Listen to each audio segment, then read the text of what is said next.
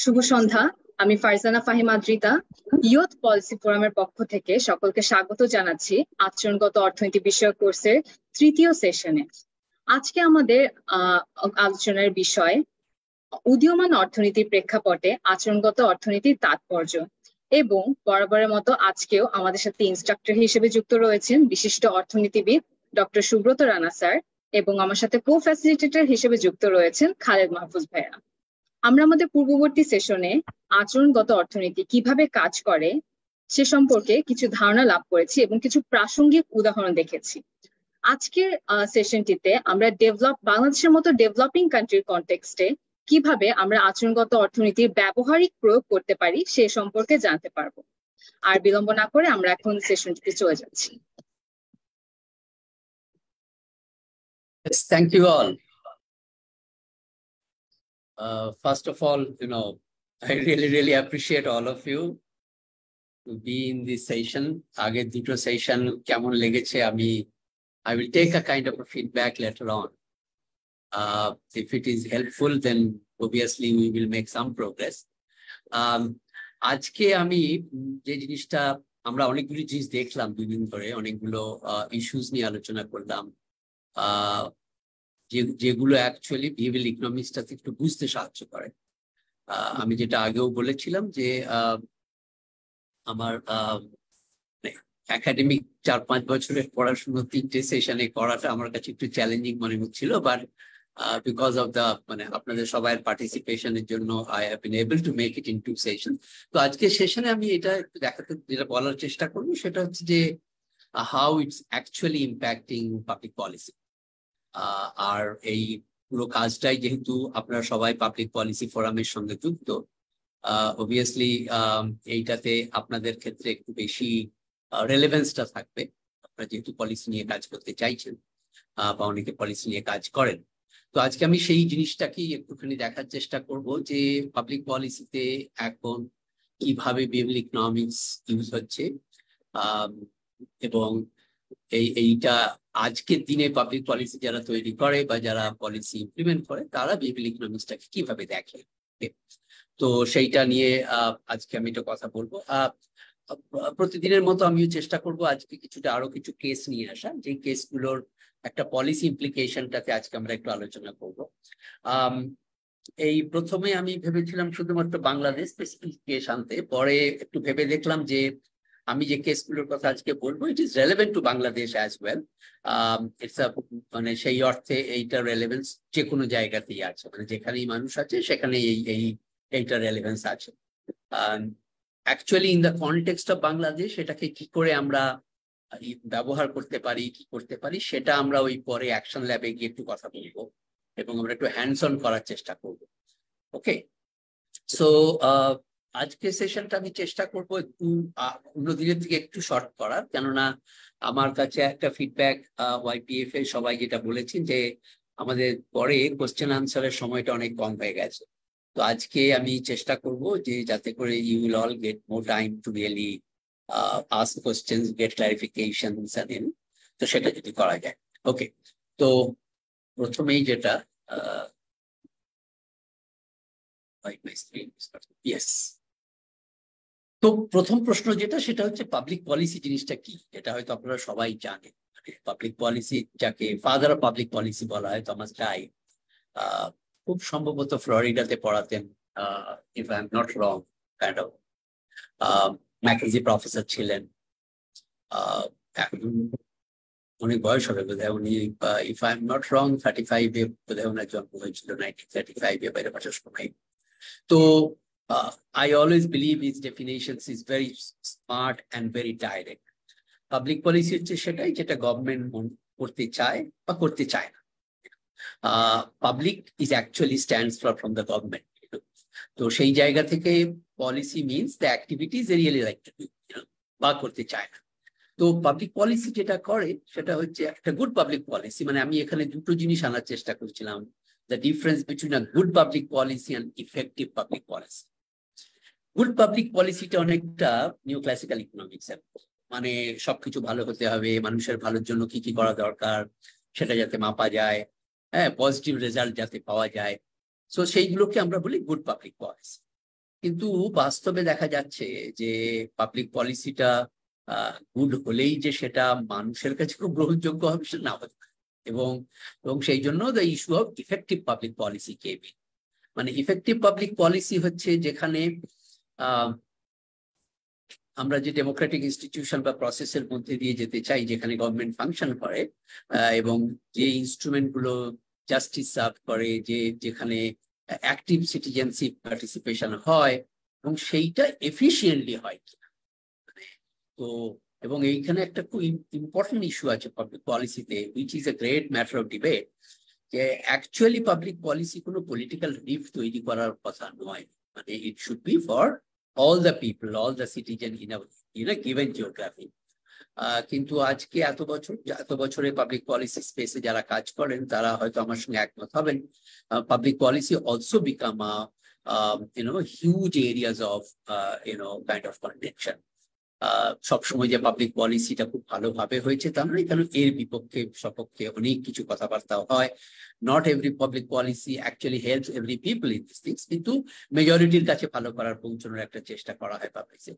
সেই জন্য মানে পলিসির দুটো দিক থাকে, একটা হচ্ছে পলিসি ডিজাইন আমরা কিভাবে করি, আর একটা হচ্ছে execution. A good public policy by design can be fantastic policy, কিন্তু এক্সিকিউশন করতে গিয়ে দেখা গেল that policy actually didn't work. There are many examples across the globe. সব থেকে বড় বড় এক্সাম্পল গুলো যদি মানে স্টার্ক এক্সাম্পল যে দেখা যায় ইউএস এর এক্সাম্পল, যেখানে লিবার্টির কথা বলা হয়েছে, public policy actually try good for every citizens in the US, but policy also have a downside on when it comes to the people of color. একই পলিসি ব্ল্যাকদের উপরে সমানভাবে এফেক্ট করেনি, বা ব্ল্যাকরা ওই পলিসির এফেক্টটা পায়নি। তো so the policy meant for every citizens, but actually implementation করতে গিয়ে অনেক সমস্যা হলো। the viewpoint has actually been changed, মানে গোল পোস্টটাও চেঞ্জ হয়ে গেল করতে গিয়ে। সেই জন্য যে আজকের দিনে যেটা ইস্যু সেটা হচ্ছে more of an effective public policy rather than just আ মিয়ার গুড পলিসি। গুড পলিসিটা যেটা আমি বললাম এটা অনেকটা ওই রেশনাল থিওরি, মানে সবকিছু ভালো করতে হবে, সবাই ঠিকঠাক চলতে হবে। But effective policy talks about many other factors, এবং সেই ফ্যাক্টরস গুলো যখনই আমরা কনসিডার করি এবং কনসিডার করতে গিয়ে যে জিনিসটা সবার আগে চলে আসে সেটা হচ্ছে যে policy for hmm. If the policy is for human being, now so human behaviour has a huge role to play. মানে আমি একটা পলিসি বানালাম আমরা, এবং সেই পলিসিটা যে আমার উপর কিভাবে এফেক্ট করবে সেটা কিন্তু সবসময় রেশনাল ওয়েতে হয় না। এবং যে ফ্যাক্টর গুলো public policy both making and এক্সিকিউশনে এফেক্ট করে যায়, তার মধ্যে one of the major issue হচ্ছে political ideology.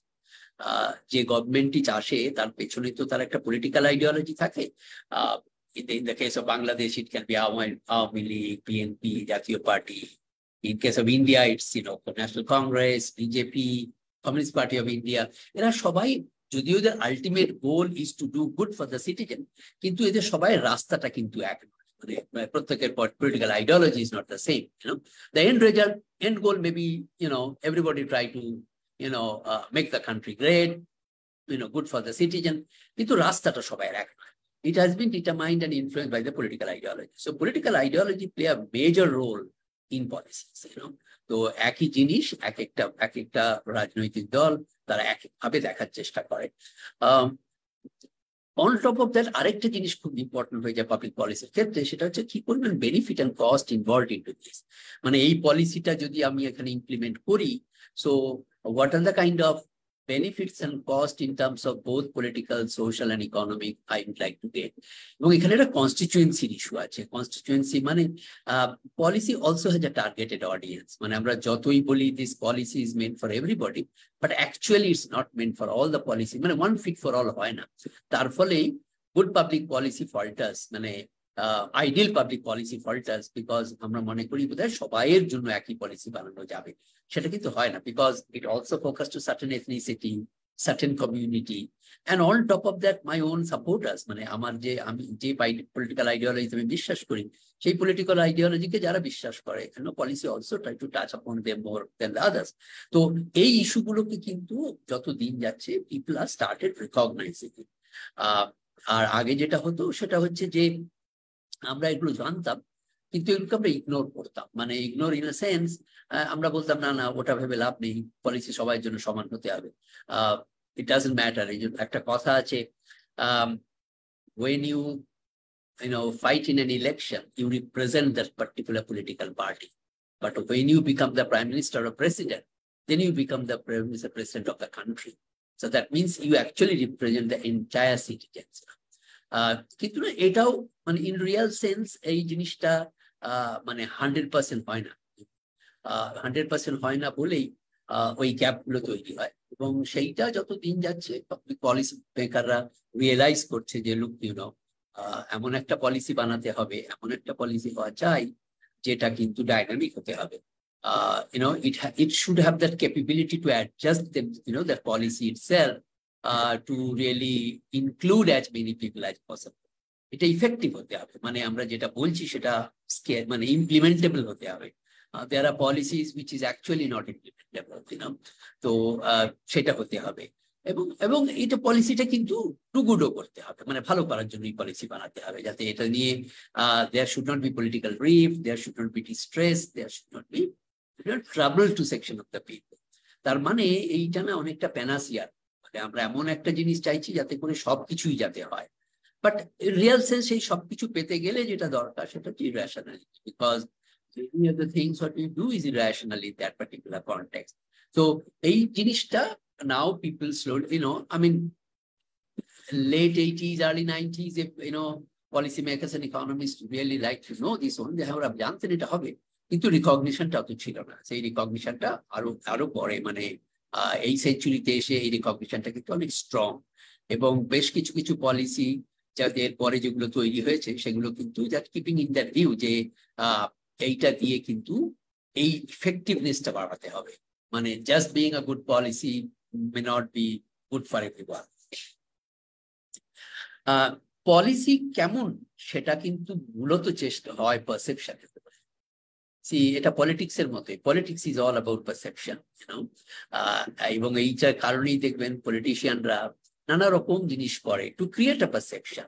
Perception can be I am a very honest person, perception can be I am a very very simple person, I am like you, it can be any perception. ওই পারসেপশনটা build করাটা খুব important পলিটিক্সে, public policy তো ঠিক তাই। Public পলিসিতে কিন্তু পারসেপশনটা খুব ইম্পর্টেন্ট।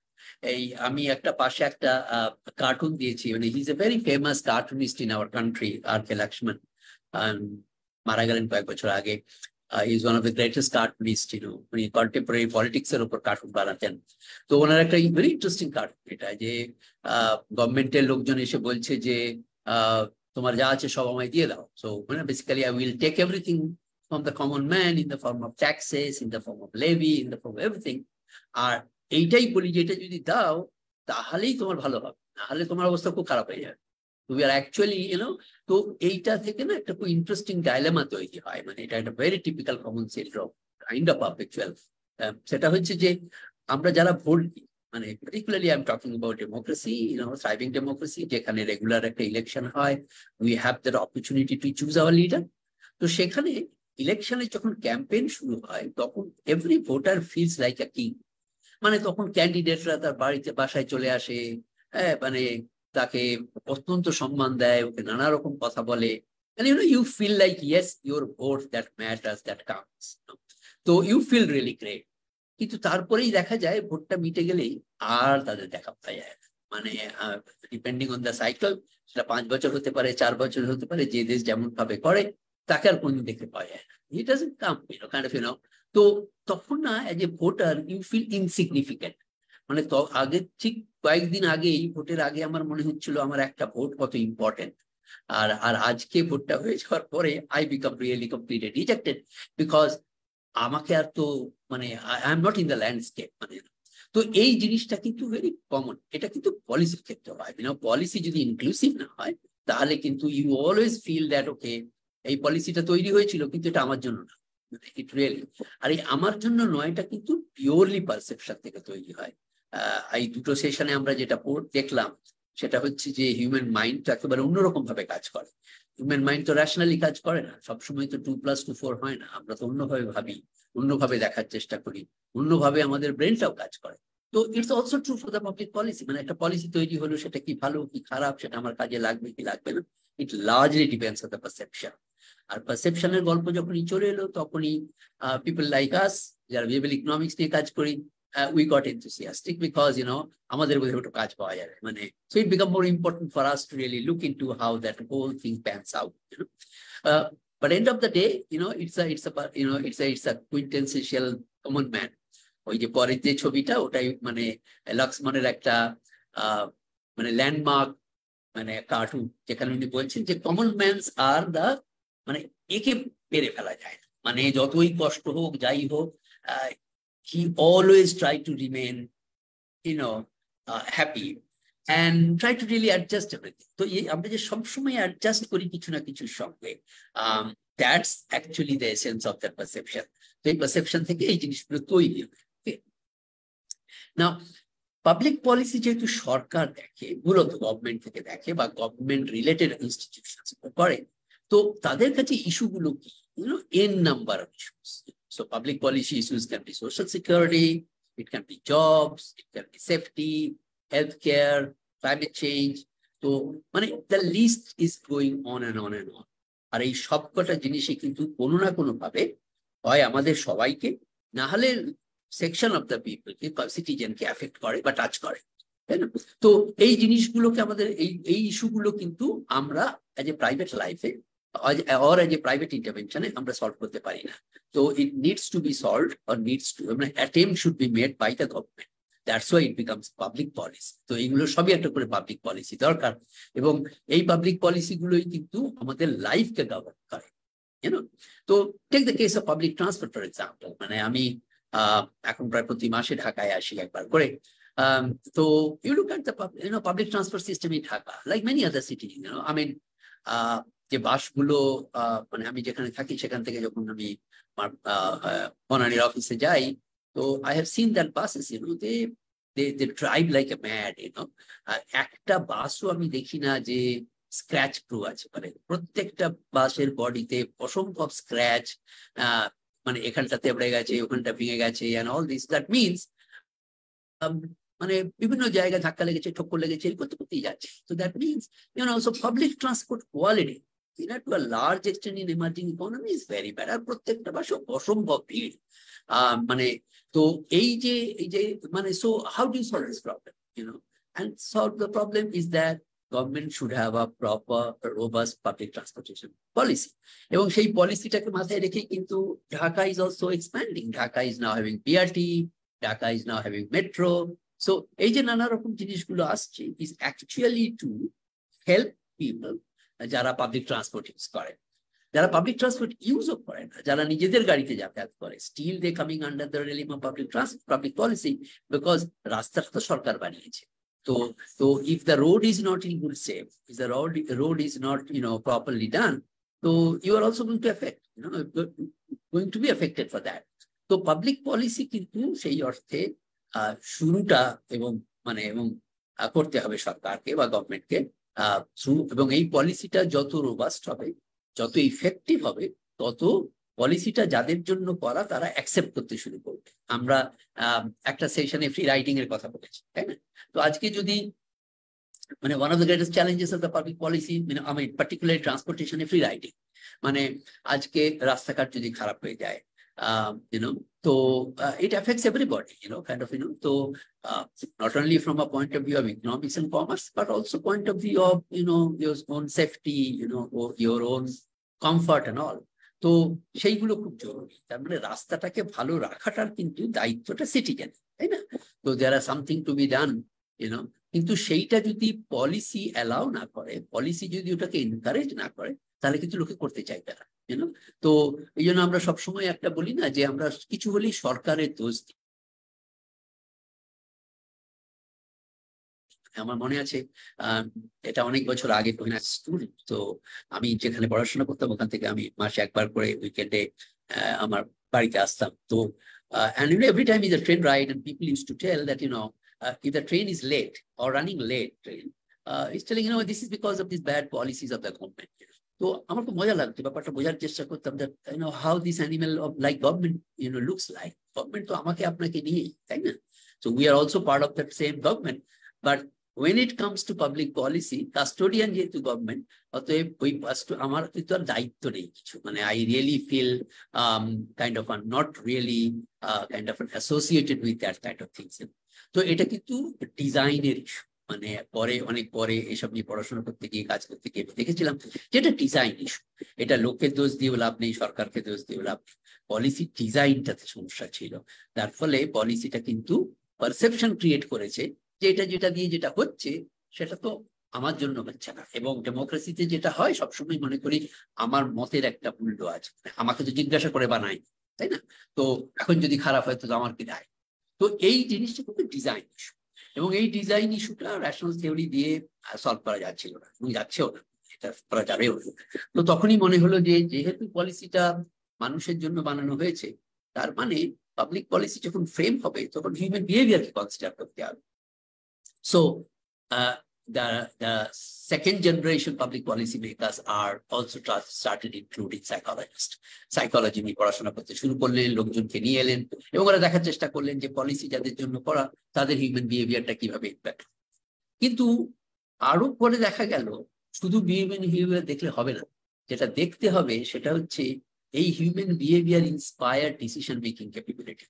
আমি অ্যাজ এ হিউম্যান বিং ওই ডিসিশনটা নিতে পারছি কিনা to get included into the public policy, in the policy, or feel excluded into the public policy.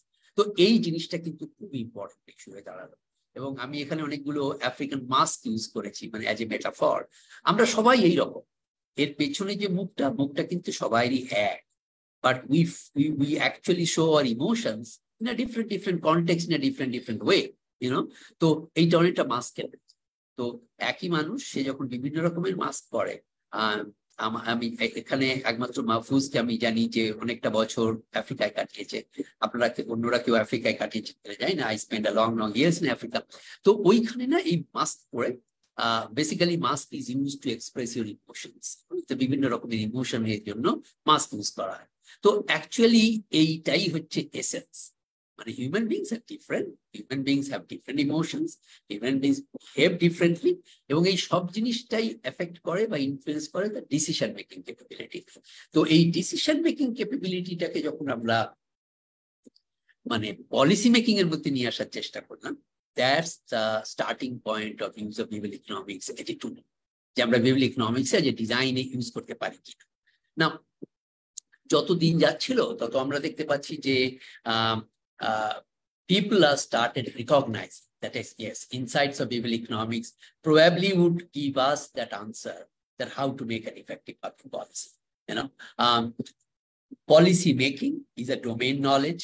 There are people who are expert in this domain knowledge, যারা public policy নিয়ে কাজ করেন, but ওনারা এটা বুঝতে পারছিলেন যে making a policy and making a working policy দুটো এক জিনিস। তো একটা ইফেক্টিভ ওয়ার্কিং পলিসি বানাতে গেলে তাহলে কিন্তু আমাদের এই ইনসাইটটা দরকার, and that insights coming from behavioral economics increasingly becoming popular and recognized across these things.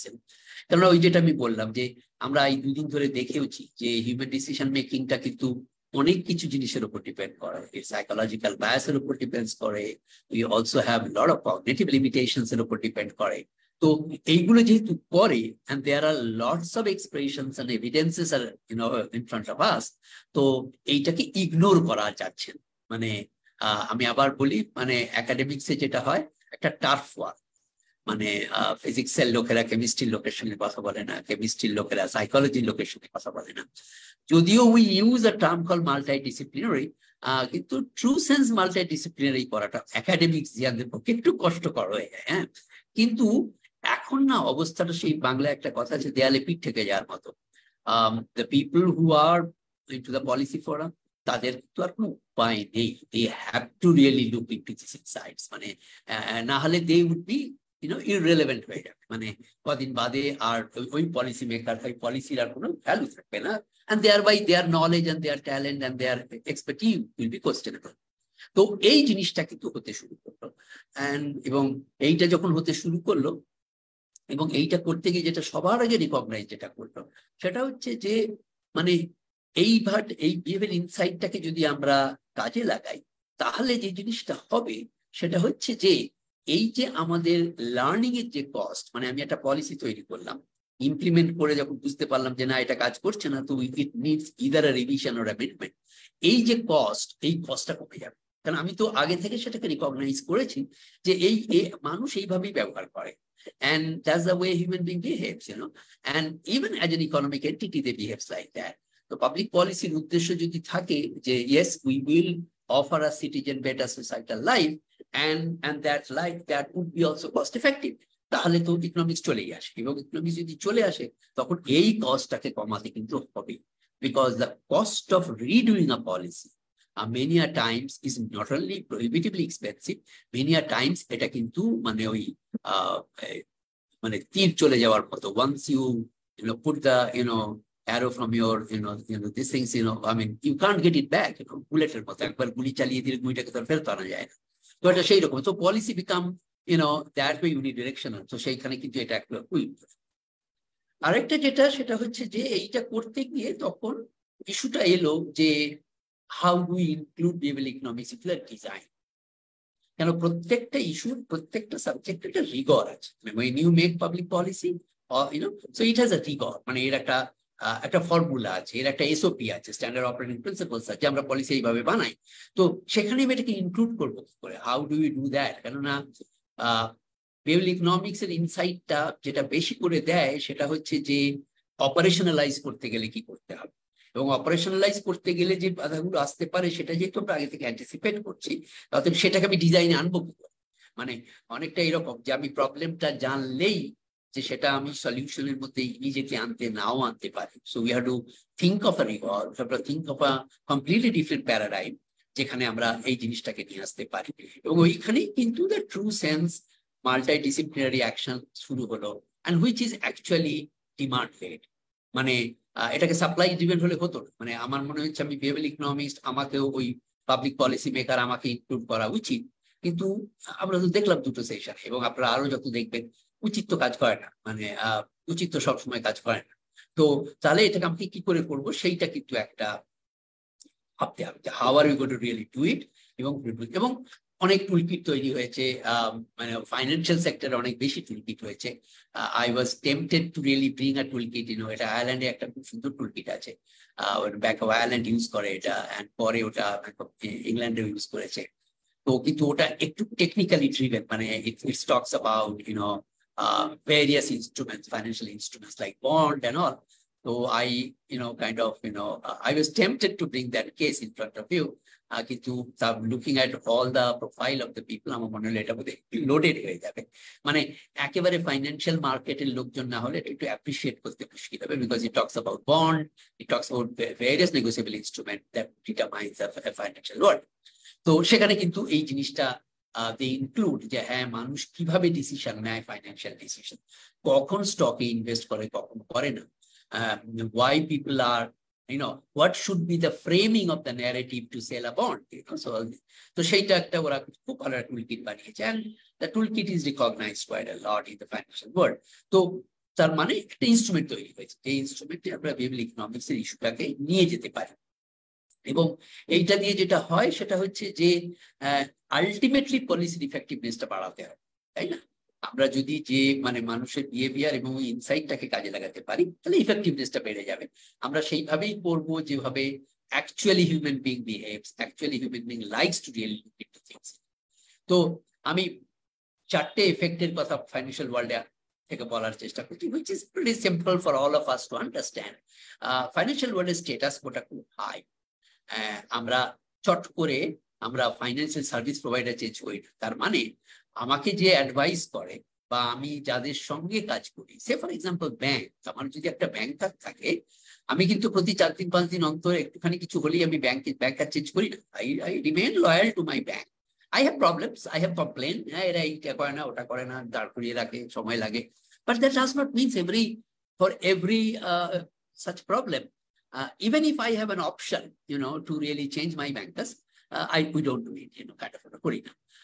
এবং এটা আমরা করি না, এবং এটা একটা স্ট্যাটাস কুইজ বিহেভিয়ার। এই স্ট্যাটাস কুইজ বিহেভিয়ারের জন্য মানে অনেক সময় হয় কি,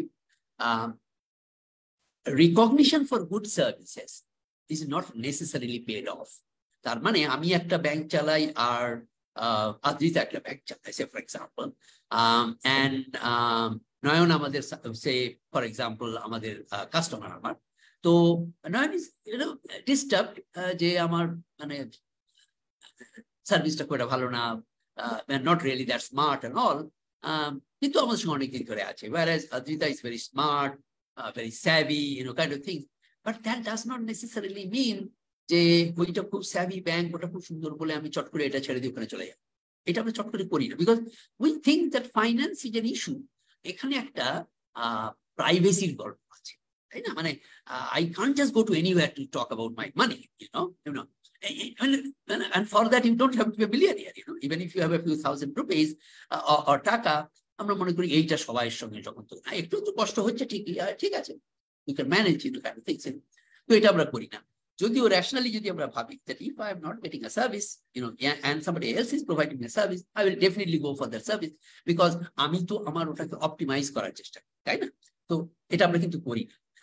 ঠিক তেমনি ভাবে পেনশন অটো এটাও হয় না। মানে এটা হয় কি, মানে অনেক দেশে আছে, মানে when there is a pension scheme, মানে as soon as you, and it's not necessarily for government, also public sector, private sector organization, যে যতদিন আপনি কাজ করেন তার এগেইনস্ট একটা পেনশন তৈরি হয়, মানে গ্র্যাচুইটি জমা পড়ে, আপনি যত টাকা জমা দেন তার একটা percentage or the same or the double organisation জমা করে, এইগুলো করতে থাকে। এবং এখানে না অনেক রকমের মেকানিজম ওরা ক্রিয়েট করে যাতে করে অ্যাকচুয়ালি আপনার মানিটা বাড়তে পারে, পয়সাটা বেড়ে যেতে পারে, না?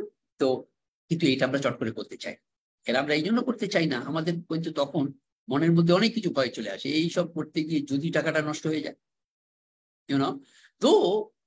when they have started this process, they had done all the due diligence, কিন্তু আমরা চট করে করতে চাই।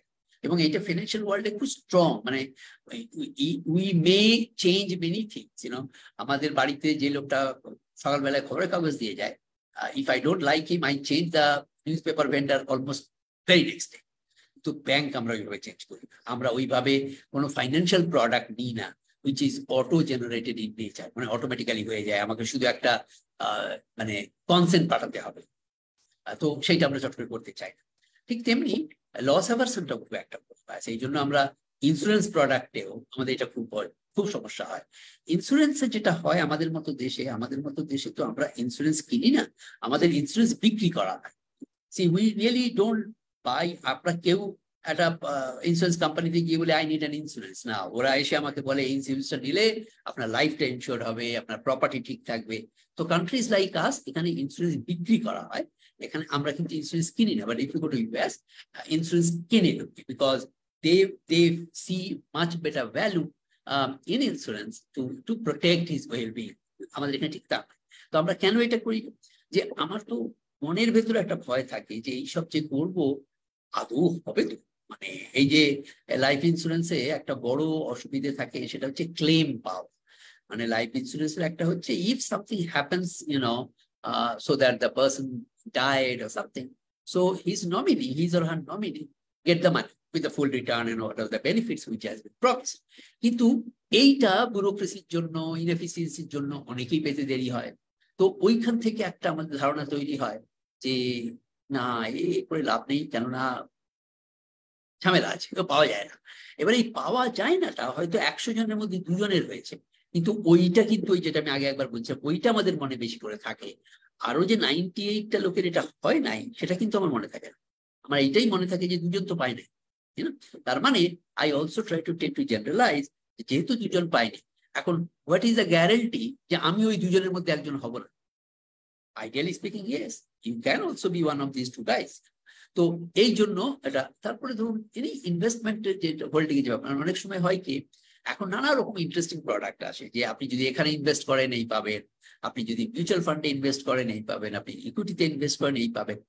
এই কাজটাও কিন্তু সাধারণভাবে আমরা করতে চাই না, আমরা খুব এই অর্থে খুব classical and conventional. There are only few people who actually, এবং এখানে আমরা কি যুক্তিটা দিই, আরে এইসব করতে গেলে এখানে অনেক সময় দিতে হবে, মানে সবসময় এটা নিয়ে ভাবতে হবে। But that agent or that broker whom you hired and you are paying for the services, that is his or her job to do this. কিন্তু আমি এটা বিশ্বাস করি, মানে আমার এটা মনে হয় না মনের মাথায় যে না, ওটা যতই আমি ব্রোকার রাখি, যতই আমি রাখি, নিজে না দেখলে এসব হয় না। আর আমার তো অত সময়ও নাই, আমারও তো নেই। This is deep inside actually loss of a bias কাজ করে. Now, framing effect is very, very strong in financial ওয়ার্ল্ডে. ক্রেডিট কার্ডে খুব বেশি করে হয়, এবং এই ক্রেডিট কার্ডে খুব মজার একটা এটা আমি আপনাদের একটা কেস বলি. সেটা ক্রেডিট কার্ডে হয় কি, ক্রেডিট কার্ড বিক্রি করে লোকে, সেলসের লোকেরা এসে বলে দাদা আপনার একটা ক্রেডিট কার্ড হয়ে যাবে, আপনি এই কাগজ দিন ওই কাগজ দিন, ক্রেডিট কার্ড হয়ে যাবে. তো আপনার থেকে আপনার ইনকাম ট্যাক্সের রিটার্ন, এনআইডি, মুখ টুমুক নিয়ে টিয়ে গেল, গিয়ে যখন জমা দিল দেখা গেল you are not credit worthy. তো আপনার কাছে একটা চিঠি চলে এলো যে আপনার অ্যাপ্লিকেশন হ্যাজ বিন ডিনাইড, কেননা আপনার you are not a good customer. I mean, they don't write it that way, but different way. তো এবারে মুশকিলটা হলো, আমার তো নিজের খারাপ লাগলো যে আমি তো তোমার কাছে যাই নাই, চাই তোমারই লোক এলো, এ তো অনেকটা বাসায় ডেকে অপমান করার মতো, তাই না? তোমারই লোক এলো, আমার থেকে কাগজপত্র নিয়ে গেল, বললো হয়ে যাবে, আর তুমি হেড অফিস থেকে আমাকে চিঠি লিখে বলছো তুমি পাবে না.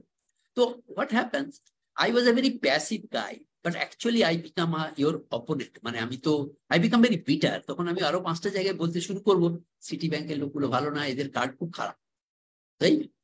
তো এইচএসবিসি করলো কি, এইচএসবিসি করে কি, যখনই এটা কোনো একটা জায়গায় রিজেক্টেড হয়, ওরা ওই কার্ডটাকে maximum up to 6 months follow up করতে থাকে, provided that gentleman is also in the social media, they have a lot of data available on the internet. নাহলে এটা করতে পারে ওরা. পরে ওরা দেখে যে কবে আবার ওই লোকটা ক্রেডিট ওয়ার্দি হয়ে গেল, এটাকে বলে রিজেক্ট রেফারেল. তার মানে একটা লোক যে আমাকে প্রথমে ডিনাই করলো, 4 মাস বাদে হঠাৎ করে সেই এজেন্ট ফোন করে বললো স্যার আপনার জন্য এখন আমরা একটা শুধু আপনার মতো একটা ক্রেডিট কার্ড বানিয়েছি, সেটা নিয়ে আসছে, ওই জন্য 4 মাস সময় লেগে গেল. So all of a sudden you feel really good. আচ্ছা, তো আমি তো ভুলেই গিয়েছিলাম যে আমার কথা মনে রেখেছেন, আমার কথা মনে রেখে একটা ক্রেডিট কার্ড, হয়তো আমার ক্রেডিট কার্ডের কোনো দরকারই ছিল. ইনফ্যাক্ট ওই প্রথমবার রিজেক্ট হওয়ার পর আমি নিজেকে ধন্যবাদ দিয়েছিলাম, বাঁচা গেল, আবার ক্রেডিট কার্ড মানে ঝামেলা. বাট 4 মাস বাদে যখন ও এইভাবে ফ্রেম করলো, I become more excited and interested. I feel importance. আচ্ছা, এরা আমাকে 4 মাস ধরে মনে রেখেছে. এইটা একটা মেথোডলজি, একটা অঙ্ক করে করে, যেটাকে রিজেক্ট রেফারেল বলে. তো রিজেক্ট রেফারেলে HSBC is one of the greatest leader in the industry. এখন অনেকে এটা করার চেষ্টা করে. তো এটা একটা ফ্রেমিং এর issue.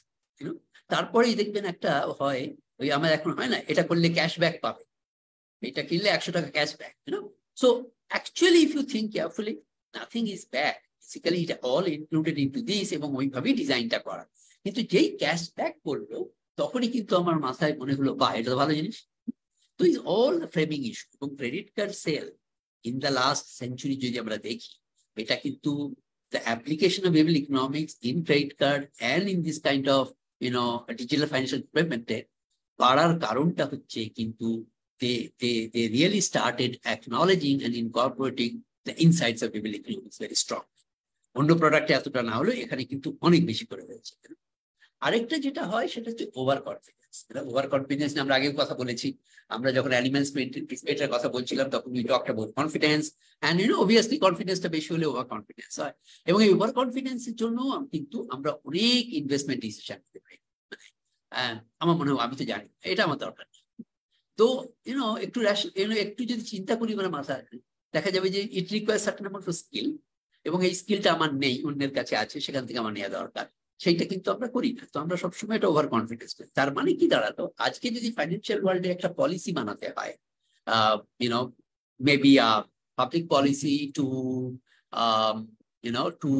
to include more people into the banking sector, for example. ওকে, বা এই যে আমরা বলি না আনব্যাংকড প্রচুর, যারা বটম অফ দ্য প্যারামিডসে আছে, তো এই আনব্যাংকদের যদি আজকে ব্যাংকে আনতে হয়, এদিকে যদি আজকে ব্যাংকের মধ্যে আনতে হয়, উই মাইট আগে কি ছিল, আচ্ছা ওদের কাছে পৌঁছতে পারলেই বোধহয় হবে, মানে আমি যদি লোক পাঠিয়ে দিতে পারি তাহলেই বোধহয় একটা ব্যাংকের অ্যাকাউন্ট খুলে ফেলবে. অ্যাকচুয়ালি তা হয় না. তো সেখানে কিন্তু if we approach this people to considering this biases, তাহলে কিন্তু পুরো পলিসিটাই অন্যরকমের হয়ে যাবে. এবং এইরকম করে না, ইন্ডিয়াতে একটা ইন্টারেস্টিং কাজ হয়েছিল যে, এবং যে কোনো জায়গাতে যদি আপনি অ্যাকাউন্ট খুলতে যান, it's a hassle. It requires lot of documentation. আপনাকে একটা মিনিমাম টাকা রাখতে হয়, নাহলে তো আপনি অ্যাকাউন্ট খুলতে পারবেন না, তো তাই না? সেটা 100 টাকা হতে পারে, 1000 টাকা হতে পারে, 10,000 টাকা হতে পারে, আর প্রচুর কাগজপত্র লাগে. তো ইন্ডিয়াতে মানে ইটস আ রেভলিউশন, এটাকে বলে জনধন অ্যাকাউন্ট. জনধন অ্যাকাউন্ট মানে যাদের কাছে একেবারেই কিছু নেই, মানে কোনো অ্যাকাউন্টই ছিল না, তাদের সবাইয়ের জন্য জিরো ব্যালেন্স ব্যাংক অ্যাকাউন্ট তৈরি করে। তার মানে আপনাকে ব্যাংকে টাকা রাখা দরকার, but you have a bank account. আর এই ব্যাংক অ্যাকাউন্টটা করার যে কাগজপত্র ওটাও আপনার দরকার নেই, কেননা আপনার যেমন এনআইডি আছে, ইন্ডিয়াতে আধার আছে, তো ওরা ওই নামটা দেখে আধার লিঙ্ক করে সমস্ত ডেটা নিয়ে দেবে। তার মানে আমি আমি আমার ধরুন আমার বাড়ি কুমিল্লায় কি আমার বাড়ি ভোলাতে, আমি ওখানে বসে আছি, তো আমি ওখানে বসে বাড়িতে বসেই শুধু আমার কাছে একটা স্মার্টফোন আছে, I can create my zero balance account বা জনধন ব্যাংক অ্যাকাউন্ট। তো এইটা আমি খুলে ফেলতে পারি না। এইটা একটা কিন্তু মানে actually use a lot of behavioral economics as a back end to make that policy, that how do you create that one. এবং এইটা করাতে শুধুমাত্র বিকজ অফ দিস ইন্ডিয়াতে সেই বছর এক বছরে 13 কোটি নতুন অ্যাকাউন্ট তৈরি হয়ে গেছে, and this number is now very very large. আচ্ছা, এইবারে প্রশ্নটা হচ্ছে অ্যাকাউন্ট তো খুলে দিলাম, আচ্ছা এবারে প্রশ্নটা হচ্ছে ব্যাংকের বক্তব্য হচ্ছে you open up an account, bank also incurs certain cost, তাই না? ওটা খরচা লাগে, সেই জন্যই তো আপনার থেকে একটা মিনিমাম ব্যালেন্স নেই এবং তার থেকে তো পয়সা নেই। ব্যাংক বলছে আমাদের চলবে কি করে? আপনি তো বললেন আমরা তো খুলে দিলাম, কিন্তু এইটা খুলতে তো 10 টাকা খরচা হয়েছে কি 100 টাকা খরচা হয়েছে। তো how do, and it's not 1 or 2 accounts, is in crores, in millions. তো how do I manage? তখন সরকার বললো কি যে হ্যাঁ, এবার এইটাকে আমরা ইনস্ট্রুমেন্ট হিসেবে ইউজ করে আমরা যেটা করব সেটা ডিবিটি করবো, ডাইরেক্ট বেনিফিট ট্রান্সফার। মানে এইবার ওই লোকটা যদি কোনো রকম বেনিফিটস এর এন্টাইটেলমেন্ট থাকে, maybe in the form of subsidy, maybe in the form of scholarship, maybe in the form of any other scheme এর মধ্যে যদিও পড়ে, আর এরা সবাই বটম অফ দ্য পিরামিড, এদের জন্য কিছু না কিছু স্কিম সব দেশেরই আছে, এই টাকাটা ডাইরেক্টলি ওর অ্যাকাউন্টে চলে যাবে। Now see, the policy of creating a zero balance account actually opens up a huge revolution. Entire DBT started, direct benefit, benefit transfer. B, এই যে বেনিফিটটাকে ট্রান্সফার হতো, এখানে প্রচুর কারাপশন ছিল, because is all cash transaction. আপনি রাতারাতি কিন্তু cash ট্রানজাকশনটা বন্ধ করে দিলেন, তার মানে মানির ফুটপ্রিন্ট দেখতে পেলেন, actually money is moving from where to where. Okay, তার আর কি বেনিফিট হলো? কারাপশন কমে গেল। 2 নম্বর, যেহেতু money is now travelling in a moving in a digital pathway, তো আমি এখানে কিন্তু ওকে অনেকভাবে কাজে লাগাতে পারি। So my tax collection easier, my all this compliances become much easier. Obviously এর একটা কস্ট আছে, এবং এর কস্টটা কি? Obviously a country if they don't have a very strong IT backbone, তাদের পক্ষে এটা করা মুশকিল অবভিয়াসলি। তো এই জন্য দেখবেন সমস্ত developing country is actually putting lot of money into developing this IT backbone. কারণ আইটি ব্যাকবোনটা যদি তৈরি হয়ে যায় তাহলে এটা করা যেতে পারে। তো এইটা একটা ক্লিয়ার এক্সাম্পল, যেখানে মানে এইটা তো আজকে আমাদের মানে if I consider till this year 76 years of independence, আজকে 75 বছর 76 বছর স্বাধীনতা হয়ে গেছে, তাও ব্যাংকের পাসবই ছিল হার্ডলি 10 to 15% পিপল, আজকে সেটা বেড়ে এসে গেছে 85 to 90%, and that majority because of this approach. Now, গরিব মানুষের জন্য যখন জিরো ব্যালেন্স অ্যাকাউন্ট শুরু হলো, many of these banks also started the same thing even for the others. আমারও একটা ব্যাংক অ্যাকাউন্ট আছে, zero balance account. all my savings account now has been converted to zero balance account. আগে যদি আমার ওই লিমিটের নিচে নেমে যেত ওরা পয়সা কেটে নিত, এখন আর কেউ কাটে না। তো তার মানে যে zero balance account is a policy Discovery, যে এইখানে কিন্তু প্রচুর ভাবে বিভিন্ন ইকোনমিক্স কাজে লাগানো হলো। আরেকটা ইস্যু যেটা মানে আমি আজকে কিছু কিছু পাবলিক পলিসি রিলেটেড ইস্যুর কথাই বলতে চাইছি। আগের দিনের হিসেবগুলো, এক্সাম্পল গুলো not necessarily on the railing of public policy, it could B anywhere, এবং বেশি অনেকগুলো এক্সাম্পলই ছিল বিজনেস ওরিয়েন্টেড। আরেকটা পাবলিক পলিসি ইস্যু হচ্ছে এনার্জি কনজারভেশন, তাই না? বাংলাদেশে তো এটা খুব রেলেভেন্ট। আমার মনে আছে কয়েকদিন আগে যখন ওই বাংলাদেশ এই ইউক্রেন ওয়ার ঠিক পরেই Bangladesh was also at a very precarious level of diesel store. মানে ওদের যা ডিজেল ছিল সেটা কিন্তু স্টকটা অনেক কমে গিয়েছিল, এবং সেই জন্য একটা পাওয়ার কাট রেশনিং চলছিল, এবং অনেক অফিসেই টাইমিং চেঞ্জ করে দেওয়া হয়েছিল যে তোমরা এটার পরে আর অফিসে যেও না, so that you will use less electricity by not running fan, air conditioner, lights, এগুলো না করে। তো ইউ রেশন দ্যাট, এবং এইটা করার জন্য গভর্নমেন্ট হ্যাজ এ সার্কুলার। এবং আমার মনে আছে আমি একটা সময় I was working in Jessore, তো আমি যে যে রুমটায় বসে কাজ করছিলাম, তো আমি ওই ওর কার্টেন গুলো সরিয়ে দিই just to get more Sunlight, মানে তো ওইটার পরে তো আমি যখন 5টা বেজে গেছে, then I switch on the light. তো সঙ্গে সঙ্গে একজন এসে না আমার ওই পর্দাগুলো সব বন্ধ করে দেয়, বলো না না এখন আলো জ্বালানো 5টার পরে অফিসে বেআইনি, মানে করা যাবে। তো তোমার প্রশ্নটা হচ্ছে যে ইটস নাও পেনাল্টি অ্যাক্টিভিটি হয়ে যাবে, তো যদি করে কেউ ধরবে। তো তার মানে কি কনজারভেশন ইজ এ পেজে, তো কি করে কনজার্ভ করবে লোক, বোঝাবেন কি করে? এই যে ধরুন এই যে জিনিসটা হলো বাংলাদেশে, তো এইটাকে ইমপ্লিমেন্ট কত চারটিখানি কথা নয়, মানে কেউ শুনবে কেউ শুনবে না। আর সরকার বললে তো অনেক সময় যেটা হয়, সরকার বলেছে বলে আমরা আরো বেশি বেশি করে না করি, তো নানা রকম জিনিস হতে শুরু। তো এইরকমই একটা ইস্যু একবার মানে ইউকেতে হয়েছিল। ইউকেতে এটা অনেক বছর আগের ঘটনা। ইউকেতে তখন ওই যে ফিলামেন্টের যে আলোগুলো ছিল না, আমরা আগে ইউজ করতাম বাল্ব, যেগুলো যেগুলো ইনক্যান্ডেসেন্স বলে, তো সেইটাকে ওরা সিএফএল এ নিয়ে যেতে চাইছিল। Obviously CFL is more less energy hungry, electricity অনেক কম লাগে সিএফএল এর ফিলামেন্টের থেকে। কিন্তু সিএফএল এর মুশকিলটা ছিল সিএফএল এর দামটা বেশি।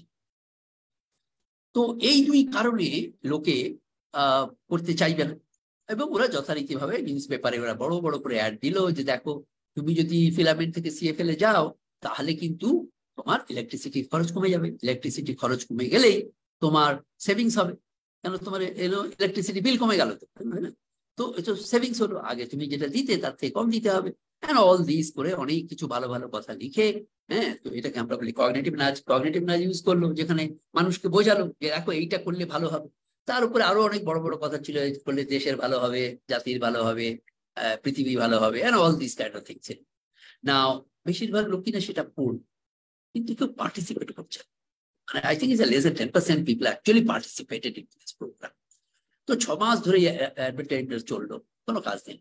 মানে তার মানে কি ব্রিটেনের লোকেরা কি মূর্খ? না, ব্রিটেনের লোকেরা হয়তো আমাদের সেই সময়ে আমাদের থেকেও অনেক বেশি অ্যাওয়ার, অনেক বেশি শিক্ষিত, মানে শিক্ষিত না হতে পারে, অ্যাওয়ার হতে পারে, অনেক বেশি অ্যাওয়ার। তো কিন্তু তারা এটা করলো না। তো কি করা যায়?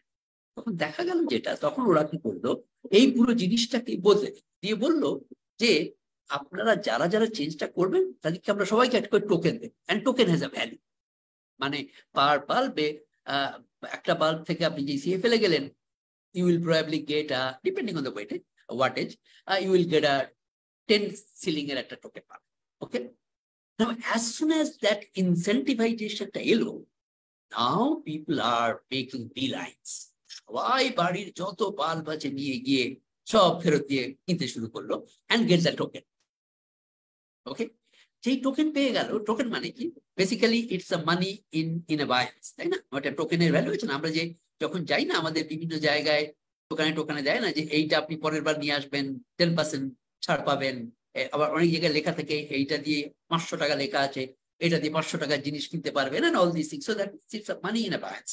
So it has a, so that means it's almost like an income, মানে এইটা করে আমার কাছে ক্যাশ টাকা এরকম একটা।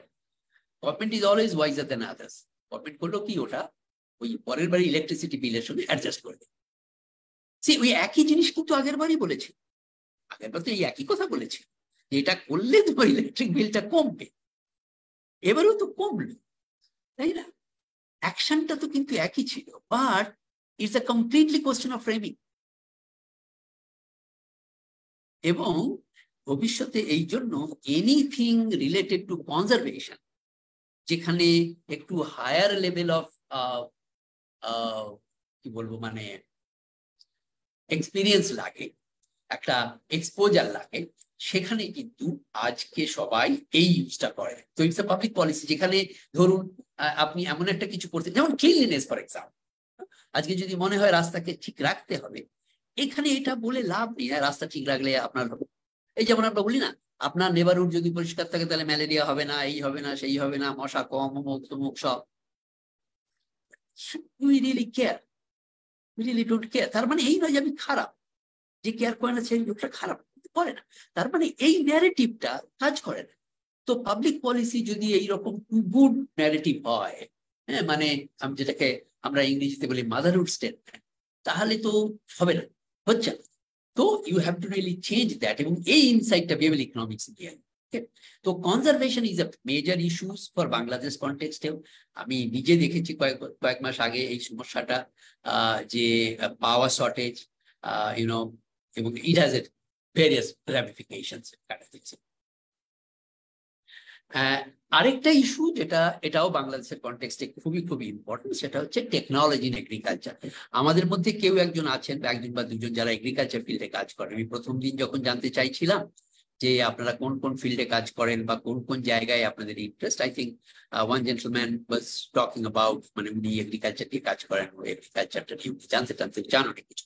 Agriculture is an area of art most importance, সেটা সব দেশের ক্ষেত্রে। ফুড এগ্রিকালচারটা সভরেন ইস্যু, তার ফলে এটা আমেরিকাতেও যতখানি গুরুত্বপূর্ণ, বাংলাদেশেও ততখানি গুরুত্বপূর্ণ, বলিভিয়াতেও ততখানি গুরুত্বপূর্ণ। এরকম কোনোদিন আসবে না যেখানে agriculture sector will be 100% privatise, কোনোদিন হবে না। Food is a sovereign issue, তো সভরেন ইস্যুর জন্য এটা কোনোদিনই ফুলি প্রাইভেটাইজ হবে না। It will be always a quasi private public model. তো এখানে একটা মেজর চ্যালেঞ্জ যেটা হয় সেটা হচ্ছে অ্যাডপশন, মানে কত তাড়াতাড়ি আমরা টেকনোলজি চাষিদের শেখাতে পারি বা চাষিরা ওটা অ্যাডপ্ট করতে পারে। ওকে, তো এইটা আমাদের নিজেদের রিসার্চ, মানে আমরা আমাদের অর্গানাইজেশন থেকে এই রিসার্চটা করছিলাম।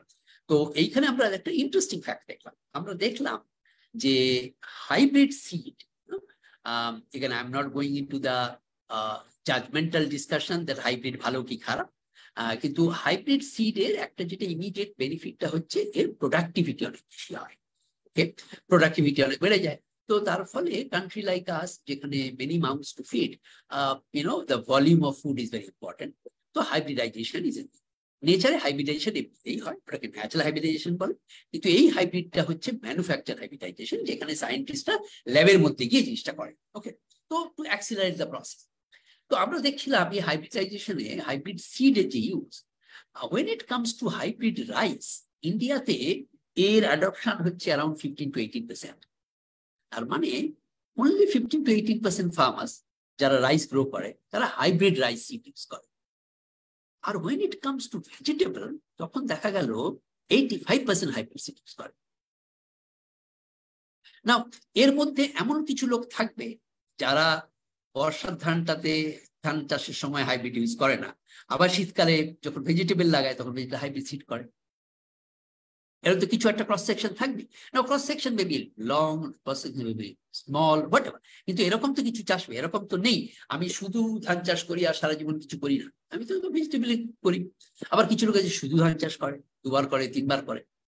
প্রশ্নটা হচ্ছে যে কেন এরকম করে, মানে প্রথমটা বোঝা যায় যে কেন করলো না, সেটা প্রাইমারিলি বিকজ অফ এই যে 3টে আমরা বায়াসের কথা বলেছিলাম, এই 3টে বায়াস খুব স্ট্রং। স্ট্যাটাস কো বায়াসটা খুব strong, loss aversion is very high, and মানে এক্সপেক্টেড অ্যান্টিসিপেশন বায়াস বেশি। ঠিক আছে, এখন প্রশ্নটা হচ্ছে যে এইটা দিয়ে এটা প্রমাণ করা গেল যে যে কেন ও হাইব্রিড সিড ইউজ করে না। বাট এই একই লোক আবার ঠিক কয়েক মাস বাদে আবার হাইব্রিড সিড ইউজ করছে, কেন? You got my point? So it's very interesting, না? তো একই লোক বর্ষাকালে করলো না, আবার ঠিক শীতকালে করতে শুরু করে দিল। তো একটা জিনিস যেটা পরিষ্কার হচ্ছিল এই রিসার্চ থেকে, যারা ভেজিটেবল গ্রোয়ার তারা কিন্তু অনেক বেশি এন্টারপ্রেনিউরিয়াল, কেন ভেজিটেবলে যেমন লাভটাও বেশি, রিস্কটাও বেশি। So these guys are people having the capability to take more risk. এরা কিন্তু রিস্ক নিতে পারে, মানে তো এইটা আমরা একটা বুঝতে পারছিলাম যে vegetable farmers are more of a commercial farmer, rice growers are more of a subsistence farmer. কিন্তু এই জিনিসটা কেন হয়, এবং এইটা খুব মজার। এইটাই আমরা যেটা ওই একটু আগে মেন্টাল অ্যাকাউন্টিং করেছিলাম আমরা আগে থেকে, it's a mental accounting issue. প্রথমটা যখন করতো ধান চাষ করতো, তখন কিন্তু ও কি দেখতো যে আমার এইটা থেকে আমি কি পেতে পারি, মানে because this is the land I have and because is the low value crop, এর থেকে যা কি আর পাবো। আর ওই একই জমিতে যখন হাই ভ্যালু ক্রপ দিল, তখন কিন্তু ওর ইকুয়েশনটা ছিল যে পার ইউনিট এরিয়াতে ম্যাক্সিমাইজেশন করতে পারছি কি পারছি। ঠিক সেই আগের ওই মেয়ারের গল্পগুলোর মতো, তাই না? ম্যালেরিয়া দূর করার জন্য 2টো থিওরি বলেছিল ওরা। তো এইখানে ওই একই লোক কিন্তু তখন এই জিনিসটা করে, তার মানে এরকম কিন্তু কেউ নেই যে একেবারেই সে সারা জীবন ওই সাবসিস্টেন্স ফার্মিং রয়ে গেছে আর সে কোনোদিন ভাবে না, আবার কমার্শিয়াল ফার্মার যারা কিছুই ভাবে। তো মানুষ খুব কমপ্লেক্স অ্যানিম্যাল। তো এই জন্য এই জিনিসটা যদি আমরা বুঝতে পারি, তাহলে আমি যদি শুধুমাত্র অ্যাডপশনের জন্য একটা পলিসি বানাই, এগ্রিকালচার ক্রপ অ্যাডপশন, কাজ করবে না। It has to be very specific plus specific problem. সেটা রাইসের ক্ষেত্রে আলাদা হতে পারে, হুইটের ক্ষেত্রে আলাদা, তাই না? মানে সিরিয়ালের ক্ষেত্রে একটা হতে পারে, গ্রেনের ভেজিটেবলের ক্ষেত্রে আলাদা হতে পারে। তার মানে এই ইনসাইটটাকে কাজে লাগানো, এই ইনসাইটটা কাজে লাগালে এই সব প্রবলেম গুলোর অনেক বেশি সলিউশন সম্ভব। Because technology adoption is end of the day is a very interesting, is very very important for Bangladesh. আমি এই কয়েকদিন আগে যেখানে মাহফুজ কাজ করেন, আমি বিকেএসএফ এ ছিলাম, অ্যান্ড বাংলাদেশে একটা ইন্টারেস্টিং অর্গানাইজেশন হয়েছে A2I, access to information. Prime minister's office থেকে এটাকে চালানো হয়। It's a cross cutting. তো A2I একটা প্রেজেন্টেশন দিতে এসেছিলেন, অ্যান্ড ফজলুল দাদা is actually invited me to actually kind of ওটাকে ক্রিটিক করার জন্য। তো ওরা যেমন একটা জিনিস জানতে চাইছিল যে বাংলাদেশে কি ড্রোনের ইউজ হবে এগ্রিকালচারে? তো এত গরিব চাষি, এত ছোট ছোট জমি, ড্রোন দিয়ে করবে এটাকে। It was also the question in India couple of years আগে। কিন্তু টেকনোলজি মানে এই অ্যাডপশনটা এত ফাস্ট, আজকে ইন্ডিয়াতে গভর্নমেন্ট অফ ইন্ডিয়ার একটা ড্রোন বেস স্প্রেইং প্রোগ্রাম আছে। গ্রামের মানুষ বুক করতে পারে ড্রোন, মোবাইলে বুক করলো ড্রোন, যে আমার জমিতে আজকে তুমি একটু স্প্রে করে দিয়ে যাও। তো একটা লোক এলো, ড্রোনের মধ্যে পেস্টিসাইড বললো, ড্রোনটাকে উড়িয়ে দিল, জমির উপরে স্প্রে করে চলে গেল। সুবিধে কি? ও যদি ম্যানুয়ালি স্প্রে করতো, তাতে যতখানি পেস্টিসাইড লাগতো ড্রোন স্প্রে করাতে তার 10 ভাগের 1 ভাগ লাগবে। 2 নম্বর, কাজের লোক কত মুশকিল, লেবার ইজ এ শর্টেজ। তো আজকে তো গ্রামের লোকটা সে সবসময় শহরে আসার চেষ্টা করে কাজের জন্য, তো লেবার প্রবলেমটা সলভ করবে। 3 নম্বর, পেস্টিসাইড যখন স্প্রে করে তখন আমাদের মতো দেশে এরা কেউ সেফটি গিয়ার ইউজ করে না। তার ফলে there is always a chance of public health issue একটা চলে আসে, সেটাও দূর হয়ে গেল। তার মানে আর technology can actually solve more than one problem. এবং এখানে একটা মজার গল্প আছে। 80s জার্মানিতে হেলমেট পরা ম্যান্ডেটরি করে দিল, হেলমেট না পরলেই ফাইন। মজার ব্যাপার হলো, যবে থেকে এটা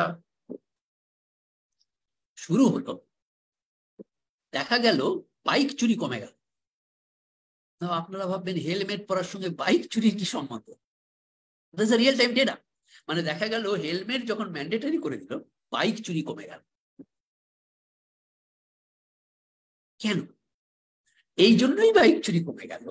যারা আগে চোর, যারা বাইক চুরি করতে চায়, তারা ঝামেলায় পড়তে চায় না, কেননা বাইক চুরি করতে গেলে একটা হেলমেট ইম্পর্টেন্ট, ঠিক? আর আপনি যদি বাইক নিয়ে একটা হেলমেট নিয়ে ঘুরে বেড়াচ্ছেন, obviously the police will be suspicious. তোমার বাইক কোথায়, হেলমেট হাতে হচ্ছে কেন? যখন ওরা হেলমেট ম্যান্ডেটরি করেছিল, কারো মাথায় ছিল না যে এটা দিয়ে বাইক চুরি করবে। ওরা চেয়েছিল অ্যাক্সিডেন্ট কমাতে হবে, হিউম্যান লাইফ লস কমাতে হবে, তাই না? তাহলে অ্যাক্সিডেন্ট হলে যাতে ফ্যাটাল না হয়। But it actually does something else as well.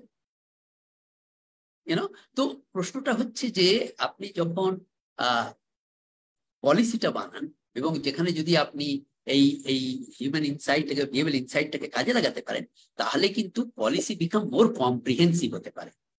একটা পলিসি অনেক কিছু জিনিসকে অ্যাড্রেস করতে পারে। তো that's another clear advantage of getting behavioural insight. এইটা একটা খুব বড় সমস্যা, এটা আমাদের এখনকার সমস্যা, এবং এটা আমরা সবাই কম বেশি করি। সি হেলদি ফুড, হ্যাঁ, আজকাল young generation is also very very particular about healthy food. তো নাও হেলদি ফুড চয়েস বাড়াবো কি করে? আমার এক ডাক্তার বন্ধু আছে, আমি ওর সঙ্গে সবসময় তর্ক করি আর বলি, যখনই দেখবেন মানুষের যখন শরীর খারাপ হয়, যখন অসুখ টসুখ পড়ে, তখন যে খাবারটা খেতে দেয় সেটা সব থেকে বাজে খাবার। দ্য ডায়েট ইজ অফুল, খাওয়া যায় না। একই শরীর খারাপ হয়েছে, মুখে স্বাদ নাই, আর তখনই একেবারে সেদ্ধ ব্ল্যান্ড, না, yes, you are telling it's good for your health, but man, give me a break. Yes, I mean, বরঞ্চ একটু বেরিয়ে গিয়ে সিঙ্গাড়া খেতে পারলে ভালো, চাট পাওয়া যায় কি সুন্দর, ওটা খেতে পারলে ভালো। তো how do you really institutionalise that healthy food practice? এটা একটা ফ্যাডের মতো হয়, প্রথম কদিন চলে তারপর চলে। ওকে, তো এইটা নিয়ে প্রচুর কাজ করা, এবং এই কাজটার কিন্তু প্রথম যে বড় কাজটা হয়েছে সেটা হচ্ছে চাইল্ড ওবেসিটি। তা কাজটা আমেরিকাতে হয়েছিল, ইউরোপে হয়েছে, ফিলিপিন্সে হয়েছে অনেক বেশি করে। সেটা হচ্ছে আজকের দিনে বাচ্চারা কিন্তু দেখবেন টেন টু বিকাম ফ্যাট। আজকে সব বাচ্চারা কিন্তু একটু মোটা বাচ্চা, মোটা সোটা গোলগাল বাচ্চা। মায়েদের ভালো লাগে একটু বাচ্চা যদি গোলগাল মোটা সোটা না হলে মনে দুঃখ হয় যে খেলো না ঠিক করে। বাট অ্যাকচুয়ালি যত মোটা সোটা গোলগাল বাচ্চা হবে তত কিন্তু অসুখটাও বেশি করে হবে। Child diabetic is almost like an epidemic now in many countries, including India. তো আমরা এটা ভাবতেই পারতাম না। তার মানে মানে ম্যাল নিউট্রিশনের দুটো দিক আছে, একটা হচ্ছে সিভিয়ার ম্যাল নিউট্রিশন যেখানে বাচ্চাগুলো একদম লিকলিকে হয়ে যায়, আরেকটা দিক হচ্ছে obesity. Obesity is also another kind of malnutrition because you are not having balanced food. And obesity is becoming a major, obesity among the children is a major problem in the developed world and emerging developing world, যারা developed হতে চলেছে। And India is a major problem. And I won't be surprised that in coming years it will be a problem in Bangladesh as well. Fast food এখন অনেক সহজে পাওয়া যায়, সবাই fast food খাচ্ছে। ওকে, তো কি করে একে খাওয়াবে, how do you do it? তো এখানে তিনটে কাজ হয়েছে। একটা কাজ হচ্ছে যেটাকে আমরা বলি কগনিটিভ নাজ। কগনিটিভ নাজ মানে আপনি ইনফরমেশন দিলেন, ওকে বোঝালেন, দেখো ভাই এটা খেলে তোমার শরীর ভালো থাকবে, এটা এত ক্যালোরি আছে, এটা হলে এই হবে সেই হবে, অমুক তুমি বোঝালেন, অনেকে বুঝলো দেখলো। কিন্তু দেখা গেল যে সবাই রাজি হচ্ছে, মানে 100 জনের মধ্যে হয়তো হার্ডলি 25 জন আপনার কথা শুনবে। ঠিক, তার মানে আমরা কি ভেবেছিলাম, রেশনাল থিওরি কি বলেছিল, আপনি যদি ওকে রেশনালি বোঝান তো রেশনাল তো বুঝতে পারবে যে হ্যাঁ সত্যি তো এটা খারাপ, এইটা খেলে তো আমার ভালো, তো আমি এটা করবো। আচ্ছা, তো করো। তারপরে আপনি করলেন কি, যখন ওটা হলো না তখন ওই নাচটাকে আপনি আরেকটু চেঞ্জ করলেন, করে বললেন এটাকে আমরা বলি এফেক্টিভ নাচ। এফেক্টিভ নাচে মানে ওখানে আপনি আরেকটু কমিউনিকেশন বেশি করে করলেন। মানে আপনি লিফলেট বানালেন, পোস্টার লিখলেন, একটা ইউটিউবে ভিডিও বানালেন, নানা রকম করে টোরে অ্যাকচুয়ালি ওই যে ইনফরমেশনটা আপনি দিতে চাইছিলেন এই ইনফরমেশনটা ওর ফিঙ্গার টিপে, তাই তো, ও যাতে ওর মোবাইলেই দেখতে পায়, এতে একটু ভালো হলো। কিন্তু ডিজায়ার্ড রেজাল্ট তখন পিপল ইকোনমিক্স এর প্রথম বক্তব্যই ছিল যে তুমি যে ওকে বিহেভিয়ার চেঞ্জ করার জন্য এত কাণ্ড কারখানা করছো এটা তো কাজ করবে না, বিকজ সাবকনসিয়াস মাইন্ডে ও তো কনসিয়াস হয়ে গেছে, তাই না? তো ও কি করবে, এই জন্য দেখবেন যারা ডায়েট করে তাদের একটা কথা আছে চিট মিল, আরে ফানি, মানে 7 দিনের মধ্যে 6 দিন ডায়েট করে আর একদিন যা মনে আসে তাই খেতে পারে, এটাকে চিট মিল বলে।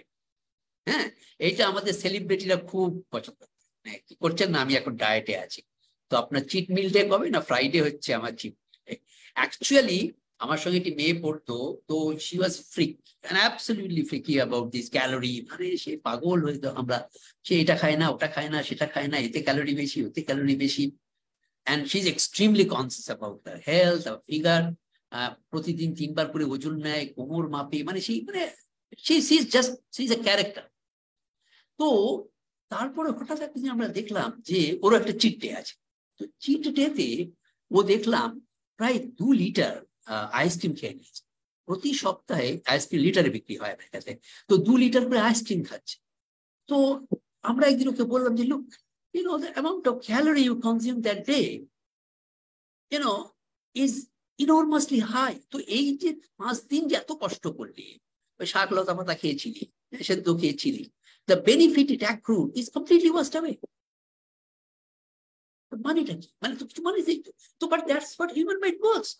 তো হ্যাঁ 5 দিন আমার খুব নিয়ম মেনেছি, 6 দিনের দিন আমি এমন সাঁটিয়ে খেয়েছি, ব্যাস। তো boils down to the same. তো এই এফেক্টিভ না যে ওই ইস্যুগুলোকে একটু অ্যাড্রেস করার চেষ্টা হলো, কিন্তু হলো না। বেবেল ইকোনমিক্সটা আমরা বললাম এসব করে কোনো লাভ, এমন কিছু জিনিস বানানো যাক যাতে করে ওর কনভিনিয়েন্সটা বেড়ে যায়, ওর ভালো লাগবে কি খারাপ লাগবে আমার জানার দরকার নেই। তার মানে প্রথমেই হলো কি, এবং এই যখন এই হেলদি ফুড শুরু হলো তখন না ওই কাট ফ্রুট পাওয়া যেত, মানে আমি যদি আজকে একটা দোকানে যাই, I can see a basket full of cut fruits. It's very convenient. যখন থেকে যে কোনো জায়গা থেকে কিনতে পারি। ওকে, তো একদিন আমার মনেই হবে যে না, আচ্ছা এটা আজকে খেয়ে দেখি এটা পাওয়া যাচ্ছে। আর আমাকে যদি এইসব জ্ঞান নেয়ার পরে বাসায় গিয়ে পরিশ্রম করে আমাকে হেলদি ফুড বানিয়ে খেতে হতো, I don't think human mind will work that. কিছু লোক করেছে, ওই যে বললাম 100 জনের মধ্যে 25 জন করেছে, 75 জন শুনেছে এক কান দিয়ে, আরেক কান দিয়ে বের করে দিয়েছে। ওকে, আর একটা হলো যে হয়তো আপনি প্যাকেজিংটা অন্যরকম করে ফেলেন, ঠিক? তার মানে আপনি এমন ভাবে করলেন যেখানে আপনি ওই যে একটা মনে হয় যে একটা ডাক্তার একটা কথা বলে না, এত গ্রাম খেতে হবে, এত ক্যালোরি থাকতে হবে। তো এই গ্রাম আর ক্যালোরির চক্করে যে জিনিসটা দাঁড়ালো, সেটা তো আর আবার খেতে ইচ্ছে করছে। তো I could probably have a smaller bite. এইখানে একটা খুব ইন্টারেস্টিং কাজ হয়েছিল, মালয়েশিয়াতে হয়েছিল এই কাজটা প্রথম, খুব ইন্টারেস্টিং কাজ। সেটা হচ্ছে যে বাচ্চাদের চিনি খাওয়া কমানোর চেষ্টা করছে। Sugar is not good for the health, particularly obeys child. তখন ওরা বললো মধু খেলে ভালো। কিন্তু একটু ভালো করে চিন্তা করে দেখুন তো, মধু হ্যান্ডেল করা কি শক্ত? চটচটে একটা জিনিস। সুগার তো মানে ড্রাই, মানে যে কোনো জায়গায় নিয়ে গেলেন, একটা স্যাশেতে করে নিয়ে গেলেন, একটা কাগজের ঠোঙার মধ্যে নিয়ে যাওয়া যায়। মধু নিয়ে যাবেন, মধু তো মিনিমাম তো একটা কন্টেনার চাই। How do you do it? It's very difficult. তো এরা যে নাচটা ক্রিয়েট করলো, এরা করলো কি, একটা না এডেবল স্পুন তৈরি করলো। এডেবল স্পুন মানে ওই যে যেটা দিয়ে মানে ওই চুইংগাম যেগুলো জিনিস দিয়ে তৈরি হয় সেই রকম। আর তার ভেতরে মধুটা দেওয়া আছে, আর তার উপরে একটা পাতলা ফিলামেন্ট দেওয়া আছে। You can actually eat the entire স্পুনটা। Very handy. তো they started doing this honey spoon. তো ওরা শুরু করলো, and that become a huge success among the children, because the end of the day children need something sweet. Okay, তো এইটাই হচ্ছে bevel economics এর গল্প। আমি কিন্তু জ্ঞান দিয়ে পরিবর্তন করার চেষ্টা করতে চাই না। See, that's the basic difference. জ্ঞান দিয়ে মানুষকে চেঞ্জ করা মুশকিল, কারণ আমি জ্ঞান দিলে ওর তো আমার থেকে অন্য একটা আরো বেশি জ্ঞান আছে, তাই না? আর জ্ঞান যেখানে আপনি কাউকে দেবেন না, ইট বিকামস ডিফেন্সিভ। মানে একটা সময় ও নিজেকে ইনফিরিয়ার ভাবতে থাকে, তো আচ্ছা এই তো দেখছি আমার থেকে বেশি জানে, তার মানে I am not an ideal person, you know. তো become human being become more defensive. তো বেবেল ইকোনমিক্স যেটা বলে যে তোমার যে যে যে অবস্থাতে তুমি আছো ওইটাকে আমি আর চেঞ্জ করতে চাই না। মানে we are not bringing something artificial to really change your things, though it should be. এটা করলে ভালো হতো, কিন্তু আমরা বলছি না, সেটা দরকার। তাহলে এমন কি কিছু করা যায় যাতে করে আমি ওই বিহেভিয়ারটা চেঞ্জ করতে পারবো without actually disturbing the current status. তো হেলদি ফুডে এটা একটা খুব ইন্টারেস্টিং জিনিস হলো যে এখন কিন্তু এটা নানা রকম ভাবে এই বেবেল ইকোনমিক্স আসার ফলে চাইল্ড ওবেসিটির উপর অনেকগুলো বড় বড় কাজ হয়, এবং there are standardized policies in many countries. আমাদের কাছাকাছির মধ্যে Philippines is one of the best in terms of policies. Child ওবেসিটিতে খুব ভালো কাজ করে ওরা। সেখানে ওরা নানা রকম করেছে, যেমন Coke is so damn popular. So how do you replace Coke? So instead of telling people যে কোকটা খেও না, সো বাট দে মেক ওরা কোক আর নন কোকও পাশাপাশি অ্যাভেলেবেল করে। অ্যান্ড বাট দেন ওই চয়েস আর্কিটেকচার কাজে লাগিয়ে ওরা স্ট্র্যাটেজিটা এমন ভাবে বানায় যে আগে যখন আপনি 7 দিনই কোক খেতেন, আজকে আপনি ধীরে ধীরে 7টাকে কমিয়ে 5, 5 থেকে 3, 3 থেকে 2, and in a very short span of time we actually completely switched over to non-coke. এখানে কোনো জ্ঞানের প্রশ্ন, কেউ কাউকে জ্ঞানও দেয় না, কিছুই করে না, সেম ভেন্ডিং মেশিন ইউজ হয়, এভরিথিং রিমেন্স দ্য সেম, কিন্তু ওই স্ট্র্যাটেজিটা এমন ভাবে তৈরি হয় সো দ্যাট ইউ উইল, মানে এবার এখানে সেগমেন্টেশন করতে হয়। তার মানে সবাই কি একদিনে করবেন না, এইখানে behaviour and psychology play a major role, যে এই 10 জনের মধ্যে এই 5 জন কিন্তু চেঞ্জটা তাড়াতাড়ি করবে in comparison to other 5. So target that 5 first. So that's the kind of segmentation requires. সেখানে সাইকোলজি কাজে লাগে, কিন্তু স্ট্র্যাটেজি তৈরিটা হয় পুরোপুরি ওই চেঞ্জটা, বিহেভিয়ার চেঞ্জটা করার জন্য। এন্ড এগেইন দিস বডি, সেই জন্য আমরা বিহেভিয়ার চেঞ্জ খুব একটা বলি না, বেবেল ইকোনমিক্স আমরা বলি বিহেভিয়ার মডিফিকেশন। এই মডিফিকেশনটা আমি একটা পার্টিকুলার কনটেক্সটে করেছিলাম, যতদিন আমার স্কুলে পড়েছে ও এটা করেছে, কিন্তু স্কুল থেকে বেরিয়ে গেলেই যে এটা করবে তার কোনো গ্যারেন্টি নেই, আমারও তো কোক খাবে।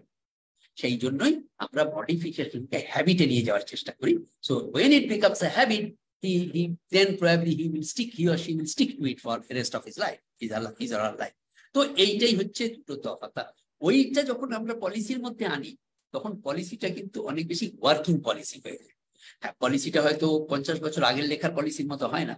আগের লেখার পলিসি আর বাইবেলের মধ্যে খুব একটা তফাৎ ছিল না। ওখানে সবসময় বলা থাকে ভালো কাজ কিভাবে করতে হবে, কি করলে মানুষ ভালো হবে। তো কিন্তু মানুষ সেটা কাজ করে না। তো তাই যদি হতো তো সবাই জেসাস ক্রাইস্ট হয়ে যেত আজকে। বাট সেটা হলে অ্যাকচুয়ালি লাইফটা বোরিং হয়ে যেত যদি সবাই জেসাস ক্রাইস্ট হয়ে যেত। চিন্তা করে দেখুন, বাংলাদেশে সবাই জেসাস ক্রাইস্ট হয়ে গেল, ইন্ডিয়া সবাই জেসাস ক্রাইস্ট, মানে ওই রকম একজন হয়ে গেল। হ্যাঁ, তো লাইফ ইজ বোরিং, তো মোটেই মজা থাকতো।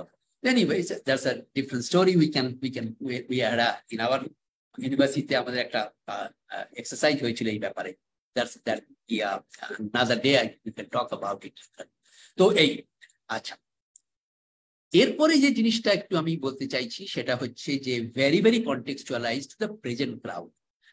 ওদিন যখন আপনারা ইন্ট্রোডাকশন দিচ্ছিলেন আপনারা প্রায় সবাই কিন্তু 1999 কি 2000-এর পরে জন্মেছেন, তাই তো মোটামুটি, বা ওই সময়কার একটা কাছাকাছি, তাই না? So that you are all millennials. আমরা সব মিলেনিয়ালস, মানে তো এই মিলেনিয়ালসরা একেবারে অন্যরকম ভাবে বিহেভ করে। ইয়াং যারা আজকের আপনারা কিন্তু একদম অন্যভাবে বিহেভ করে। তো এরা এইখানে যেটা হয় সেটা হচ্ছে যে আপনারাও গ্র্যাটিফিকেশন চান। গ্র্যাটিফিকেশন মানে হচ্ছে যে একটা প্লেজার পাওয়া, একটা স্যাটিসফ্যাকশন পাওয়া, যে কোনো একটা ডিজায়ার থেকে একটা স্যাটিসফ্যাকশন পাওয়া, সেটাকে আমরা বলি যে গ্র্যাটিফিকেশন। সবাই গ্র্যাটিফিকেশন চায়, মানে আপনারাও চান, সব মানুষই চায় গ্র্যাটিফিকেশন। কিন্তু ইয়াংরা যেটা চায় সেটা হচ্ছে ইনস্ট্যান্ট গ্র্যাটিফিকেশন। আর আমরা চাই ডিলেড গ্র্যাটিফিকেশন। তফাৎটা কি? ডিলেড গ্র্যাটিফিকেশন মানে আমরা যখন স্কুলে পড়তাম আমাদের তো অনেক কিছু ইচ্ছে হতো, আর যদি আমার কাছে একটা রেডিও থাকতো, আমার কাছে যদি একটা তখনকার দিনের ইনস্ট্রুমেন্ট যা যা পাওয়া যেত, গ্যাজেট থাকলে ভালো হতো। কিন্তু আমরা আমাদের নিজেদের কি করে সান্ত্বনা দিতাম? এখন মন দিয়ে পড়াশোনা করি, একটা ভালো চাকরি বাকরি পেলেই আমি এটা, ধরুন একটা বাইক কেনার ইচ্ছে ছিল ছোটবেলায়, তো এখন তো কিনতে পারবো না, চাকরি পেলে কি। তো so that in order to get that desire, get that satisfaction or pleasure, I actually delay my actions. তো I work hard to get that one. এবং এই জন্য আমাদের জেনারেশন বা আমাদের বাবা মা জেনারেশনরা যেটা করতো সেটাকে বলে স্ট্যান্ডার্ড অফ লিভিং। এনারা সবাই পরিশ্রম করেছেন স্ট্যান্ডার্ড অফ লিভিংটাকে বাড়ানোর জন্য। তার মানে নিজের একটা বাসা হবে, ছোট একটা গাড়ি থাকবে, YONO once in 2 years we can go abroad or go somewhere for tourism, এই যে একটু ভালো খাওয়া দাওয়া, অমুক তমুক, প্রোটিন, অমুক। তো এইটা হচ্ছে স্ট্যান্ডার্ড অফ লিভিং। তো ঠিকঠাক জামা কাপড় পরা, এটা স্ট্যান্ডার্ড অফ লিভিং।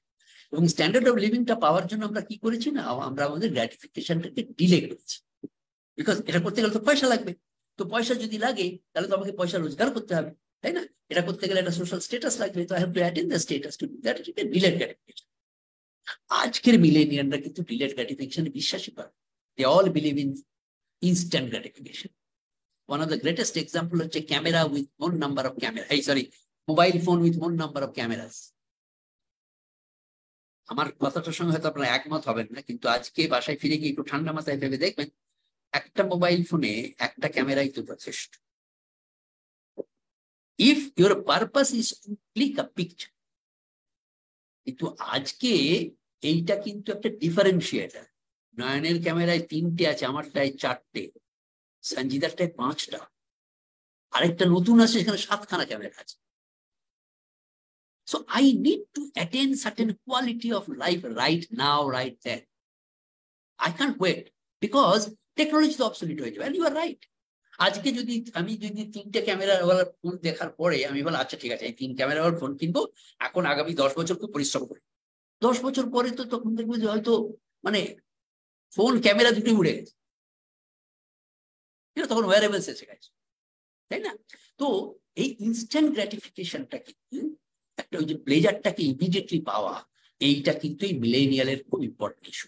তার মানে আমরা এখন পলিসি বানাচ্ছি উইথ অ্যান আইডিয়া, যে লোকগুলো পলিসি বানাচ্ছে তারা ডিলেড গ্র্যাটিফিকেশনে বিশ্বাস করে এবং successful on the delayed gratification. They are making policy for a group of people যারা এই থিওরিটাকে নিগেট করে ইনস্ট্যান্ট গ্র্যাটিফিকেশনে চলে গেছে। Now tell me how this policy will work. আমরা তো দুটো দল একে অপরকে গালি দেবে। ইয়াংরা বলবে ওরা পলিসি জানে না, পলিসির লোকেরা বলবে এরা বড় শৃঙ্খল, এরা কথা শোনে, তাই না? So it's a blame game started. এবং এখান থেকে অ্যাকাউন্টেবিলিটি ইস্যু চলে আসবে এবং নানা রকম ইস্যু চলে আসবে। তার মানে ইস্যুটা হচ্ছে যেটা কালকে ছিল quality of life, sorry standard of living, আজকে সেটা quality of life. Now one of the greatest example into this is attrition. এখন লোকে চাকরি ছাড়ে কেন? আগে কিন্তু চট করে কেউ চাকরি ছাড়তো না। মানে আমি জানি না, আপনারা একটু খোঁজ খবর নিয়ে দেখবেন আপনাদের নিজেদের পরিবারে, আপনাদের পরিবারে এমন কজন লোক আছে যে সরকারি চাকরি ছেড়ে দিয়েছে? একজন কি দুজন, এবং হয় তার মাথার গন্ডগোল ছিল, হ্যাঁ, না হলে সে একদম বদ্ধ পাগল বা কোনো একটা এমন কারণ ছিল জন্য ছাড়তে হয়েছে। টুডে মিলেনিয়ালস মানে they don't even bat an eyelid to leave a job to do something else. Look at startup economy. আজকে সবাই স্টার্টআপ করতে চায়। আমি যখন ইঞ্জিনিয়ারিং কলেজে গিয়েছিলাম, স্টার্টআপ বলে কোনো কথা আমি কোনদিন শুনিনি। The first time I heard startup in the US. Now আজকে আমার কলেজে কয়েক বছর আগে আমি ফিরে গিয়েছিলাম তো to be one of the panel. নাও আমি যে 50-60টা ছেলের সঙ্গে কথা বললাম, each and every one is like to start a startup. I mean, probably 90% of them doesn't know exactly what is a startup, but it is aspirational. I like to be my own boss. So এই যে চিন্তা, এই যে change, এগুলো সব instant gratification থেকে আসে। এবং আজকে যদি ইনস্ট্যান্ট গ্র্যাটিফিকেশনটা আমরা না বুঝতে পারি যে policy maker, I think God can only help us to frame a policy. এ চলবে না। এবং তাই জন্য আজকে কিন্তু চারিদিকে গন্ডগোল। মানে আজকে to get somebody for two do some work, আগে যেটা আমাদের কনভেনশনালি করতে হতো, আজকে ফেসবুক সেটা অনেক তাড়াতাড়ি করে। আজকে ফেসবুক কাজে লাগিয়ে people are using enormous amount of work, কোথাও ব্লাড ডোনেশন যে দরকার পড়ে, people are ভালো কাজ করতে গেলে and all these things because of technology. and টেকনোলজিটাকে ইউজ কিন্তু বেশি করে করতে পারে ইয়াঙ্গার জেনারেশন, মিলেনিয়ালস, and তার পেছনে কিন্তু যেটা কাজ করেছে হচ্ছে ইনস্ট্যান্ট গ্র্যাটিফিকেশন। তো এই ইস্যুটাকে কিন্তু আমাদের পলিসির মধ্যে বুঝতে হবে, এবং এই জিনিসগুলো কিন্তু খুব ভালো করে বুঝতে সাহায্য করে বিহেভিয়ার ইকোনমিক্স। কেননা এইখান থেকে হিউম্যান বিহেভিয়ার এবং তার ইম্প্যাক্টটা তৈরি বুঝতে সুবিধা হয়। তো I think this is my last case. তো আজকে আই উইল স্টপ হিয়ার। এবং এই যে 4-5টা কেস আমি বললাম, this is also extremely relevant in the context of Bangladesh. As I mentioned in the earlier, is extremely relevant to everywhere, anywhere in the place, wherever there is a human being. Degree may vary. So এইটা একটা আছে। তো I will stop here, and আমি জানি না আজকে কতক্ষণ time আমি নিলাম। I think I have taken less than, না কত, 1 ঘন্টা হয়ে গেছে বোধহয়। জি স্যার, 1 ঘন্টা হয়ে গিয়েছে। সমস্যা নেই, সমস্যা নেই। আমরা আই থিঙ্ক আমাদের আরো 15 মিনিটস নিতে পারি আমরা কোয়েশ্চেন অ্যান্সারের জন্য, সো সেটা সমস্যা নেই। সো আমরা এখন তাহলে কোয়েশ্চেন অ্যান্সার সেশনে চলে যাচ্ছি। সো আপনাদের কারো যদি কোনো কোয়েশ্চেন্স থাকে তাহলে আপনারা হ্যান্ড রেজ করে আপনাদের কোয়েশ্চেনটি করতে পারেন। ইন দ্য মিন টাইম আমি চ্যাটে দেখছি যে অনেক কোয়েশ্চেন চলে এসেছে। সো ফার্স্ট অফ অল আমি শুভ্র দে নয়ন আপনার কোয়েশ্চেনটি পড়ছি। তিনি সাঙ্ক কস্ট ফ্যালাসি নিয়ে কোয়েশ্চেনটি করেছিলেন। সাঙ্ক কস্ট ফ্যালাসির আলোকে আপনি একটি উদাহরণ দিয়েছিলেন যে আমরা যখন কোনো সিনেমা দেখতে যাই তখন সিনেমাটা ভালো না হলেও আমরা পুরো সিনেমাটা শেষ পর্যন্ত দেখে আসি, কারণ সিনেমাটার টিকিট কিনতে আমরা সার্টেন অ্যামাউন্ট অফ মানি খরচ করেছি। তার প্রশ্ন হচ্ছে এই যে আমরা যে পুরো সিনেমাটা সম্পূর্ণ দেখতে গিয়ে একটা সার্টেন অ্যামাউন্ট অফ টাইম নষ্ট করেছি, এটাকে কেন হিউম্যান মাইন্ড টাকার সাথে ক্যালিব্রেট করতে পারে না? হিউম্যান বিহেভিয়ারে এই জিনিসটা ইনপুট করার জন্য আমরা কোন মাইন্ড ট্রিক্স বা নাচ বা অন্য কোন টুলস প্রয়োগ করতে পারি? Okay, very interesting question. See, এই যে দুটো জিনিস না, the money and the time, which one is tangible? Money is tangible, time is not tangible. তো ফ্যালাসিটা এই জন্যই হয় because you always deal with the tangibles, এবং এইটাই তো হিউম্যান মাইন্ড। তো সেই জন্য yes, if you think carefully এবং অনেকটা সময় নিয়ে যদি আপনি ভাবেন, তখন আপনার মনে হবে নো ইট ইজ তার মানে রিয়েল টাইমে কি হয়, ধরুন 100 জনের ক্ষেত্রে এরকম হলো, তার মানে কি 100 জনই কি will be fall victim of sunk cost fallacy? না, এর মধ্যে 10 জন হয়তো ওই টাইমটাকে ফ্যাক্টর করে বেরিয়ে চলে আসবে, but majority will believe or rely on the tangibles. যে কেন সময়ের মূল্য যেটা আমরা বলি, মানে বলি না টাইমের দাম আছে, বাট অ্যাকচুয়ালি তো টাইমের দাম মাপতে পারি না, তাই না? টাকা কি করে মাপ? তো সেই জন্য এটা কিন্তু ওই ওই জায়গায় থেকে যায়। Now how do you change that one? যে এটা very good question, how do you change that one? এখন যে কোনো মানে বায়াস চেঞ্জ করতে গেলে যেটা লাগে সেটাকে বলে the degree of self awareness. মানুষের অ্যাওয়ারনেস, সেলফ অ্যাওয়ারনেস যত বেশি হবে তখনই ও কিন্তু এই বায়াসটাকে কাউন্টার করতে পারে। না, সেইটা করার জন্য কিন্তু দুটো রাস্তা হতে পারে। একটা, আপনাকে মানে you try to create improve your self awareness to a level যেখানে এনি ফ্যালাসি আপনি ফ্লিক অফ দ্য সেকেন্ডে বুঝতে পারেন, কিন্তু বেশিরভাগ লোক সেটা পারে না। তার ফলে যেটা করতে হয় সেটা হচ্ছে যে একটা খুব ইন্টারেস্টিং জিনিস আছে, দেখবেন যখনই কোনো মুভি হয় একটা প্রিভিউ হয় না? Preview is actually made to actually reduce your fallacy. চট করে লোকে প্রিভিউটা দেখে নেয় আগে, এবং আমরা কিছু করার আগে প্রিভিউটা দেখে ডিসিশন নিয়ে আছে এর কাছে এটা দেখা ঠিক হবে কি ভুলাম, সময় দেবো কি দেবো না, তাই তো? এবারে প্রশ্নটা হচ্ছে যে এখানে একটা মজার ব্যাপার আছে। এবারে প্রশ্নটা হচ্ছে যে যেহেতু লোকে প্রিভিউ দেখে এটা করবে, সেই জন্য চেঞ্জটা কোথায় হতে শুরু করলো? মুভি ওয়ার্ল্ডে চেঞ্জ হতে শুরু করলো। Now movie makers are very aware of the fact যে আমার মুভি যদি কোনো কারণে sunk cost fallacy মধ্যে পড়ে যায়, I might gain some dollars because they have anyway come and spend time, but in the long run I will not be able to make a jackpot in the box office. এই জন্য তারা কি রাস্তা বের করলো?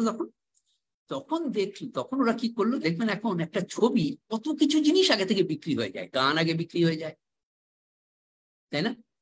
একটা ফিল্মের music right has been sold much before the music even start. Endorsement তৈরি হয়, ফ্র্যাঞ্চাইজি বিক্রি হয় এবং মার্চেন্ডাইজ তৈরি হয়। সো এই অল ওরা করে যে if there is a chance of a sunk cost fallacy, at least I would be able to make up that fallacy cost by not losing customers. তো এইগুলো কিন্তু ওই এক চিন্তা থেকে এতগুলো অ্যাকশন তৈরি হয়। Manchester United today earn 3 times more than the ticket cost by selling their merchandise.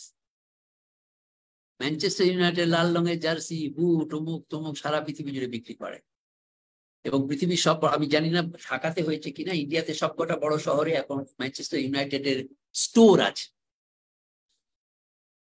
আমরা ইদানিং কালে একটু ফুটবল টুটবল ভালো খেলছি, আর অনেক আগে খেলতাম, মাঝখানে তো ইন্ডিয়ানরা ফুটবল খেলতে পারতো না, কিন্তু ম্যানচেস্টার ইউনাইটেডের স্টোরটা কিন্তু অসম্ভব ভালো চলে।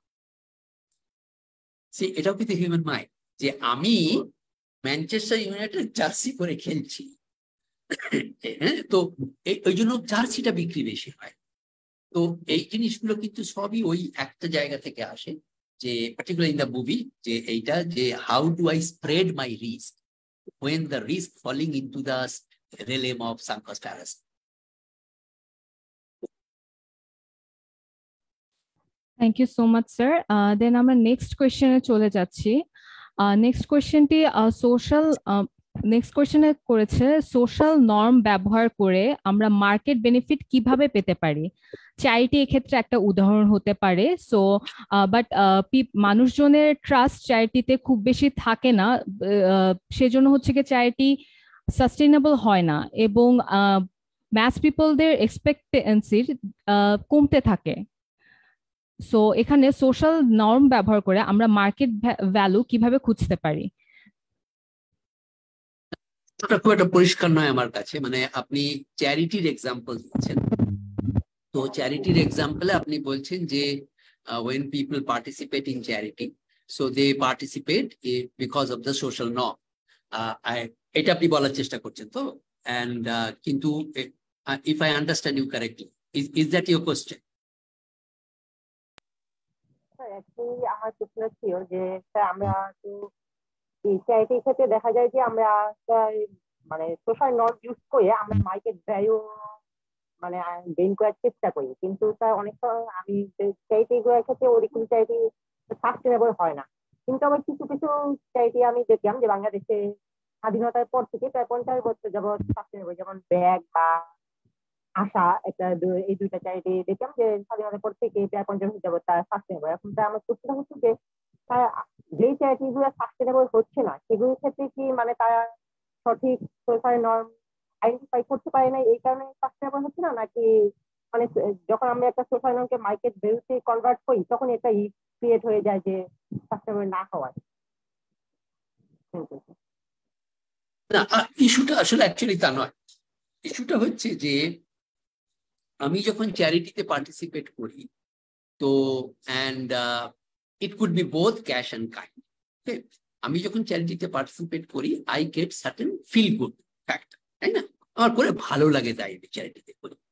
নাও এইটা যখন একটা স্কেলের উপরে চলে যায়, again when it become invisible, তখন কিন্তু আমার মনে প্রশ্ন জানতে শুরু করে যে আমি আমার বাসার সামনের একটা লোককে প্রতিদিন খাওয়াই দিই, বা আমি আমার পাড়ার ক্লাবে কিছু পয়সা খরচা করি, এটা একটা। কিন্তু আমি যখন একটা বড় কিটিতে পয়সা দিই এবং ধরুন কেউ একটা পয়সা রেজ করছে, বলছে যে এইটা করে আমি সিলেটের লোকেদের অনেক উন্নতি করবো, but then I am not really connected to this. কারণ আমার তো কোনো কন্ট্রোল নেই, আমি তো সত্যি জানতে পারি না ওই যে সোসাইটি সিলেটে গিয়ে কিছু করে কি করে। ওকে, এবং তার ফলে তখন কিন্তু যে গ্র্যাটিফিকেশনের জায়গা থেকে আমি এটা করতাম সেটার কোনো ভ্যালু নেই আমার কাছে। আমি আমার বাসার সামনের লোকটাকে প্রতিদিন খাবার দেওয়ার পরে যে আনন্দটা পেতাম, আজকে কিন্তু এই টাকাটা দেওয়ার পরে সিলেটের লোকের উন্নতি হয়েছে কি হয়নি ওই আনন্দটা আমি কিন্তু বুঝতে পারি না, তাই না? তো স্বাভাবিক কারণে participating in a charity beyond certain control is not going to work. কিন্তু আবার কিছু কিছু জায়গাতে এটা কালচারাল নর্মের মধ্যে আছে। যেমন if you look at Islamic society, they have a concept called zakat. Zakat is a very powerful concept, যে আমার ইনকামের একটা পার্সেন্টেজ আমি চ্যারিটির জন্য দিই, এবং আমি সেটা কাকে দিই না, দেয়ার ইজ আ কিটি, সেই কিটি থেকে খরচা হয়, তাই না? তো তো সেইখানে কিন্তু আমি একটা ভিজিবিলিটি দেখতে পাই, কিন্তু এইটা আমি পরিষ্কার করে বুঝতে পারি না যে আমার টাকাটাই ওখানে খরচ হয়েছে। তো obviously I would really like to do some data crunching, যে জাকাতের ভলিউমটা কিভাবে বাড়ছে, কোথায় যায়, এটা একটু দেখলে এই জিনিসটা একটু পরিষ্কার হবে। কিন্তু প্রশ্নটা একটু অন্য, সেটা হচ্ছে যে অপারেশনাল ইস্যুটা হচ্ছে যে how do I make charity more sustainable, যে প্রশ্নটা, কারণ সত্যি তোমার টাকা তো দরকার, তাই না? আর যদি সব মানুষই দেওয়া বন্ধ করে দেয় তাহলে কি করে চলবে? তো তখন না একটা নতুন কনসেপ্ট এখন এলো, সেটাকে বলে creating shared value, CSV. Shared value মানে আমি যে পয়সাটা দিচ্ছি, মানে যে টাকাটা বা পয়সাটা আমি খরচ করছি, সেটা একটা ট্যাঞ্জেবল ভ্যালু ক্রিয়েট করছে, সেটা আমি দেখতে চাই।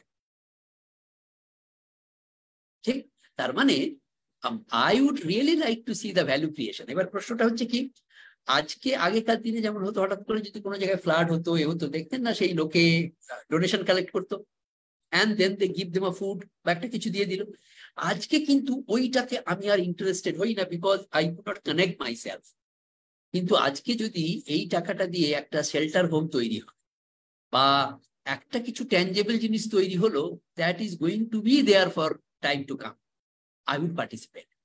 তো ওই জন্য কর্পোরেট সোশ্যাল রেসপন্সিবিলিটি, যেটা প্রাইমারিলি কর্পোরেট চ্যারিটি, এইটা কিন্তু সারা পৃথিবীতে চেঞ্জ হয়ে যাচ্ছে সিএসভি তে, ক্রিয়েটিং শেয়ার্ড ভ্যালু। তো এটা নিয়ে অনেক সুন্দর সুন্দর কাজ আছে, and people are doing phenomenally good work with charity. আমি একটা ছোট এক্সাম্পল দিই সিএসভি। ম্যাকডোনাল্ড প্রতি বছর ওই যে ওদের যে ওয়েস্ট বেরোয় না, ফুড ওয়েস্ট যেটা বেরোয়, তো সেইটা তো is a huge amount of food waste in all the stores, মানে ওদের রেস্টুরেন্ট গুলো থেকে। তো সেটা তো আমাদের দেশে তো জাস্ট ফেলে দেয়, কিন্তু পৃথিবীর বহু দেশে না এটার জন্য পে করতে হয়। তো in order to dispose the waste they have to pay, তো ওইটা ওরা সিএসআর হিসেবে দেয়। ঠিক, কিন্তু ওরা এইটা জিনিসটা বুঝতে পারছিল না যে দেখো, এই যে আমি পে করলাম, আমার ময়লাটা নিয়ে চলে গেল, now is it really improving the environment? কারণ আর পাঁচজন তো করে না, আমি কি করে জানবো? আমি তো আমার এক টন ময়লার জন্য $100 দিয়ে দিলাম, বাট এরা বলছে $100, এই 1 টন ময়লা উইল বি কম্পোস্টেড, এবং এটা কম্পোস্ট হয়ে গেলে তখন কি হবে, যে মানে environment will be better of. আমি তো দেখতে পাচ্ছি না। তো ওরা তখন এই সিএসআর এর পয়সাটা দিয়ে বার্কলে ইউনিভার্সিটি একটা রিসার্চ করতে বলল। নাও মেনি অফ দ্য আমাদের এই ওয়ার্ল্ডে হয় না, কিন্তু বিদেশে অনেক জায়গাতে এটা চলে, ওরা না অটো কম্বাস্টেবল পিন বানিয়ে ফেলে।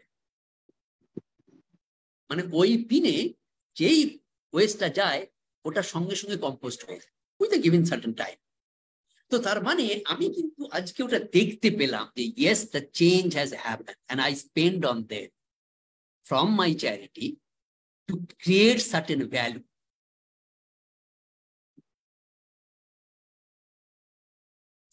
So that's the point. So কোশ্চেনটা সোশ্যাল নর্ম থেকে মার্কেট নর্মে যাওয়ার নয়, কোশ্চেনটা হচ্ছে যে সোশ্যাল নর্মের থেকে আমার ইন্টারেস্টটা চলে যাওয়া। It all started with the social norm, but then I lose interest because I cannot see that end. সেইটার সমস্যা। Thank you sir. দেন আমরা দেখতে পাচ্ছি যে তাশফিয়া জামান হ্যান্ড রেজ করেছেন, আপনি আপনার প্রশ্নটি করতে পারেন। Hello, sir. Am I audible, sir? Yes, hello. Hello, sir. Sir, my question was, আপনি স্যার এইমাত্র যে লাস্ট এক্সাম্পলটা দেখলেন, যে স্লাইডটা আমরা দেখতে পাচ্ছি, instant gratification versus delayed gratification, it is generally regarded যে delayed gratification earns bigger rewards, which is absolutely true.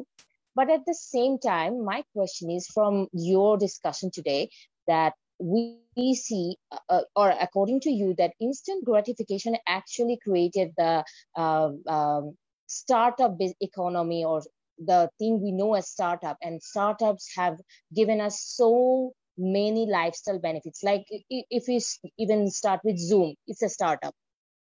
Facebook startup, Google, it started with the instant gratification of knowledge. So কিন্তু একই সাথে এগুলোকে সাস্টেইন করার জন্য they needed the businessman or business needed delayed gratification. Facebook did not become profitable up until 2015, which is only 9 years or 8 years ago.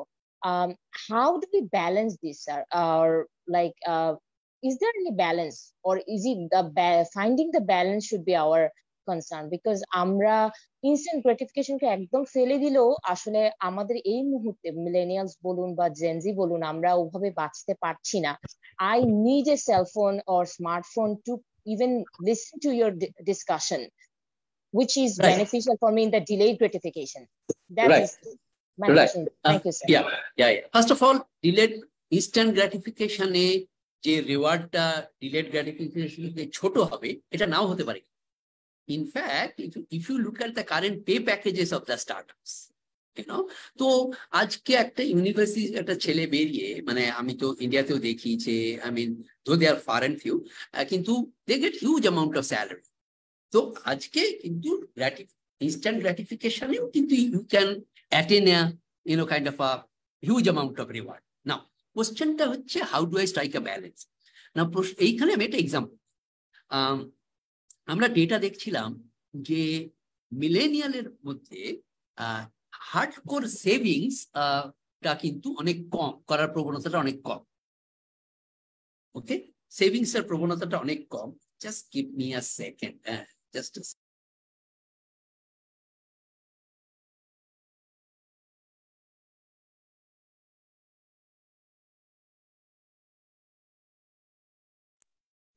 So if you take the savings as an example, millennials মধ্যে savings করার প্রবণতা কম। Okay, because they want to really enjoy their life and nothing wrong in it. Now, COVID যেই এসে গেল and there's a lockdown, people realize the value of savings. Yes, sir. Savings is a completely phenomena of a delayed gratification. Now, context pushed you to strike a balance. মানে এইটাই সাইকোলজির সঙ্গে আমাদের তফাৎ। আমরা কোনো কিছু প্রেসক্রিপশন করছি না, আমরা এটা বলি না যে আপনার সেভিংস করা উচিত, আপনার এটা করা উচিত, ওটা করা উচিত, কারণ উচিতটা না ঠিক মতো চলে না। But if you are aware of the fact that yes, there is a concept called delayed gratification, and in this particular context, I adjust myself to avail that benefit of delayed gratification. That's what it was. See, COVID changes many things. Say, another example. আমরা যারা বয়স্ক লোকের টাকাটি, হ্যাঁ, যারা because of various biases আমরা এখনো মনে করি যে there are many people also in the whole world, not just in India, Bangladesh, আমেরিকাতেও আছে, যে টাকাটা ক্যাশ না হলে এই যে ইলেকট্রনিক ট্রানজাকশন হয় এটা খুব রিস্কি। কোথায় চলে যাবে, এই চলে যাবে, টাকা চলে যাবে, পাওয়া যাবে না, and there are also some merits in it. হয় না যে গন্ডগোল তা নয়, কিন্তু that occurrence is very rare and few, কিন্তু এটা হয়। তো কিন্তু কোভিড যখন এলো, the digital payment become the norm of the day.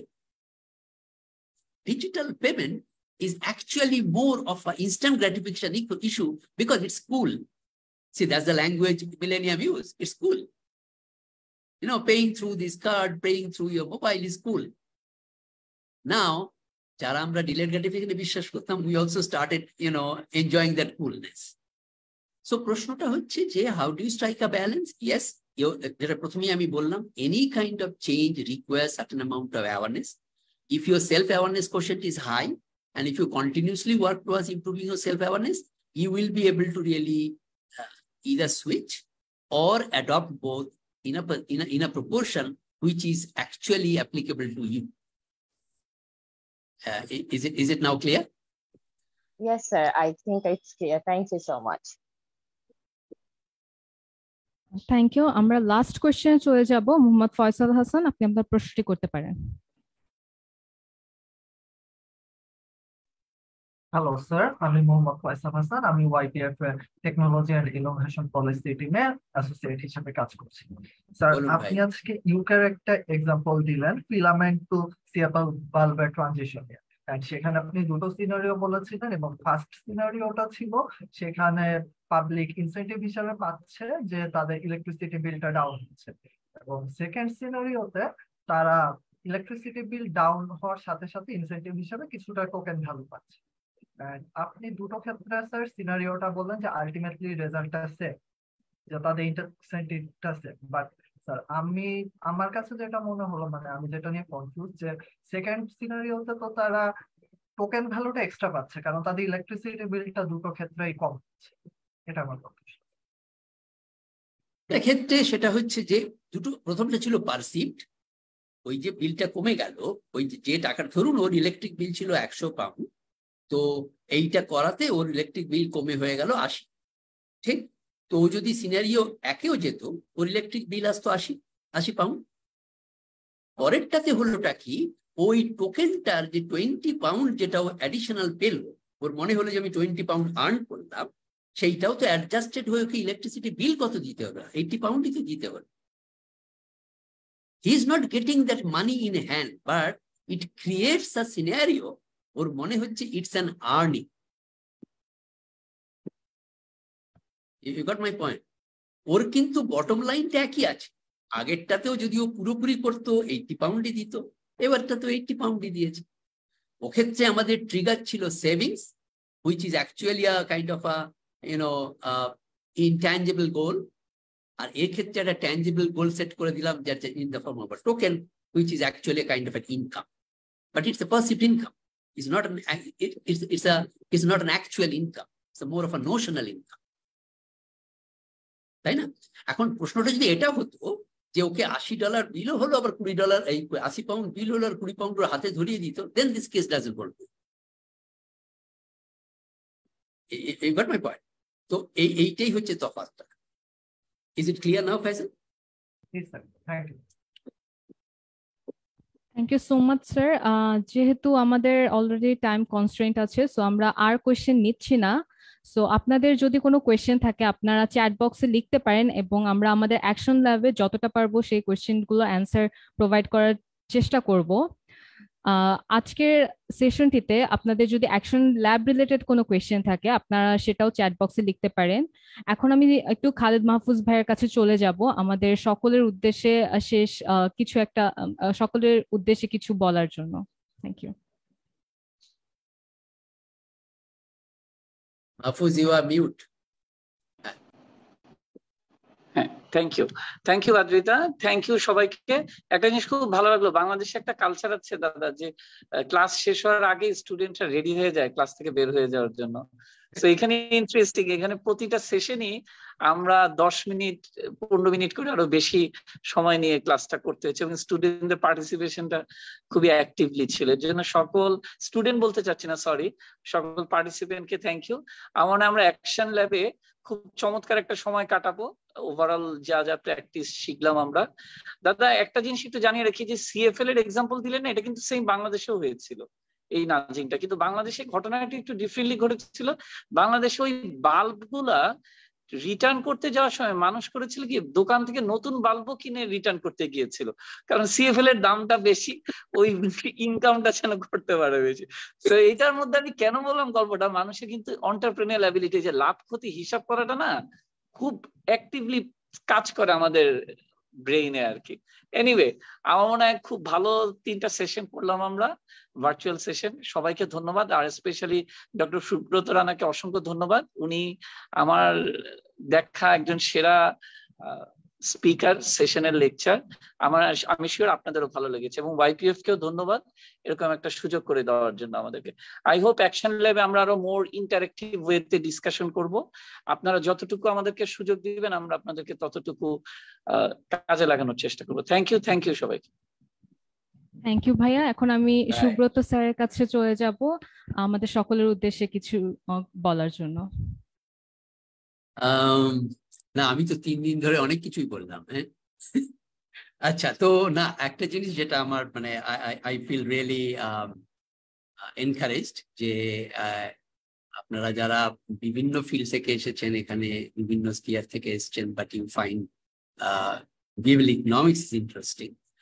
আমি চেষ্টা করেছি মেক ইট মোর ইন্টারঅ্যাক্টিভ, মানে এক্সাম্পল গুলো খুব ক্লাসিক্যাল না করার। কেন, ওই যেটা আমি বলছিলাম মাহফুজকে, আমি আগেও বলেছিলাম, primarily if you look at my training is on mathematics. তার ফলে আমার সবসময় একটা খুব প্রবণতা থাকে যে আলোচনাটার শেষকালে একটা অঙ্ক দেখাতে পারলে বেশ, মানে অঙ্কটা না দেখাতে পারলে মনটা কিরকম একটু খচখচ করে। তো এখানে কিন্তু আমি নিজেকে অনেক সংযত রেখেছিলাম, মানে I applied huge amount of nudge. তো এটাও একটা বিহেভিয়ারাল ইকোনমিক্স এর কনসেপ্ট। আপনাদের বোধহয় মনে থাকবে, একটা গ্রিসে একটা ফোকলোর ছিল, যে একটা জায়গা দিয়ে যখন নাবিকরা যেত, সেখানে এক দ্বীপ থেকে না একটা বাঁশির আওয়াজ এলেই নাবিকরা পাগল হয়ে ওই সমুদ্রে ঝাঁপিয়ে দিত, যে ওই বাঁশির আওয়াজটা শুনবে বলে। আর যখন ওরা সমুদ্রে ঝাঁপিয়ে যেত, ডুবে যেত, তখন ওই দস্যুরা এসে জাহাজটাকে তো সব জিনিসপত্র লুট করে নিত। তো গল্পটা ছিল, একজন গ্রিক হিরো, সে এই সমস্যাটা থেকে বেরোবে বলে ওই জাহাজের যে মানে যেটা মেন যে রডটা থাকে, মানে যে পিলারটা থাকে, ওটা কি বলে, ওইটাতে ওকে নিজেকে বেঁধে রেখেছে, তাতে ওই গানটা শুনে যাতে ও যেতে না পারে। তো আমিও একটা সেরকম নিজেকে করে রেখেছিলাম যে আমি অঙ্ক বলবো না, মানে even today I was really কোনোদিন পরে একটা সময় সুযোগ পেলে, it's not very difficult mathematics, but অঙ্কটা মানে দেখলে না এই জিনিসগুলো যেগুলো আমি গল্পের ছলে বুঝে একটু বুঝতে একটু সুবিধে হয়, মানে এটা। তো সেই দিক থেকে it's an experience to me. আপনারা সবাই ধৈর্য ধরে শুনেছেন, এর জন্য আমি রিয়েলি কৃতজ্ঞ। I am really grateful to YPF. সত্যি কথা বলতে, প্রথম যেদিন মাহফুজ আমায় বলেছিলেন, আমি অ্যান্টিসিপেট করতে পেরেছিলাম আপনারা কি কাজ করেন, কিন্তু পরিষ্কার পুরোটা বুঝিনি। আজকে 3 দিন আপনাদের সঙ্গে সময় কাটিয়ে I really realize that you guys are really interesting folks. আপনারা সবাই প্রচন্ড young, you have a bright future, এবং ওইটাতে যদি মানে if we can of any help, please let me know. তো আমি তো প্রায় বাংলাদেশে আসি, তো তাছাড়াও তো সেটা একটা আছে। আর last not the least, my last things to you all is that enjoy life, আর যাই হোক না হোক, মানে don't make a grumpy face, learn whatever on the way, and enjoy yourself, be meaningful to yourself first, and then be meaningful to others. I think that's why the society grows. Expectation-টাকে একটু লেভেলে রাখলে যেতে সুবিধা। And to be very honest, I learned all these things from you guys. আমি ইয়াংদের থেকে এই জিনিসটা শিখি যে youngs are very practical. তার মানে কিন্তু কাঠখোট্টা নয়, মানে youngs are very practical, and youngs are very, very ambitious people. তো সেইটা একটা পাওনা।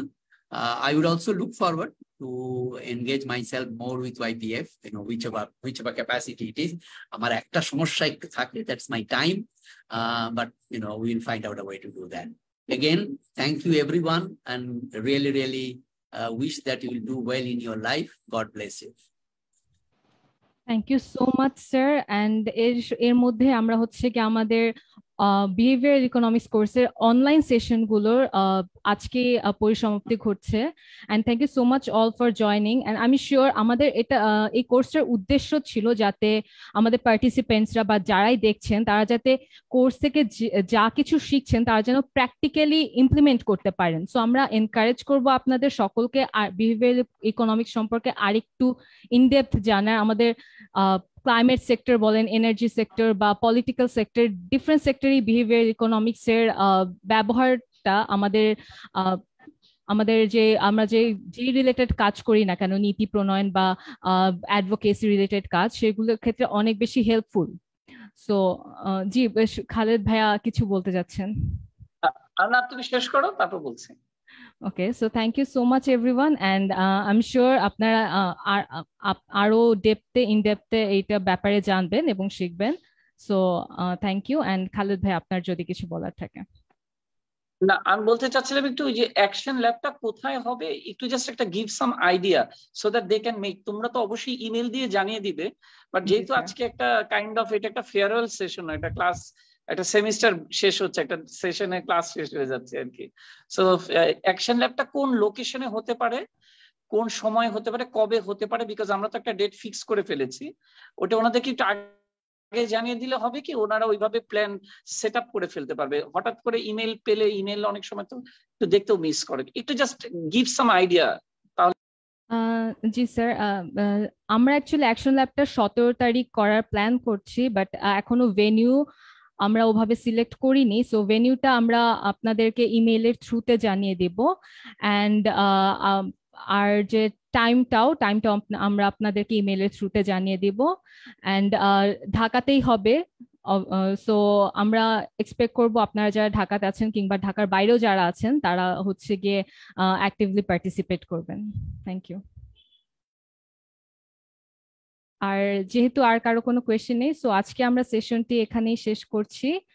শুভরাত্রি সকলকে, and keep learning everyone, because YPF চাই যেন আমরা আমাদের ইয়াং জেনারেশন যাতে আরো বেশি শিখতে পারে এবং বেশি সেই জিনিসগুলো ইমপ্লিমেন্ট করতে পারে। Thank you so much. And Subrata Rana স্যারকে অসংখ্য ধন্যবাদ আমাদেরকে আপনার এই মূল্যবান সময়গুলো দেওয়ার জন্য। Thank you. Thank you sir, thank you.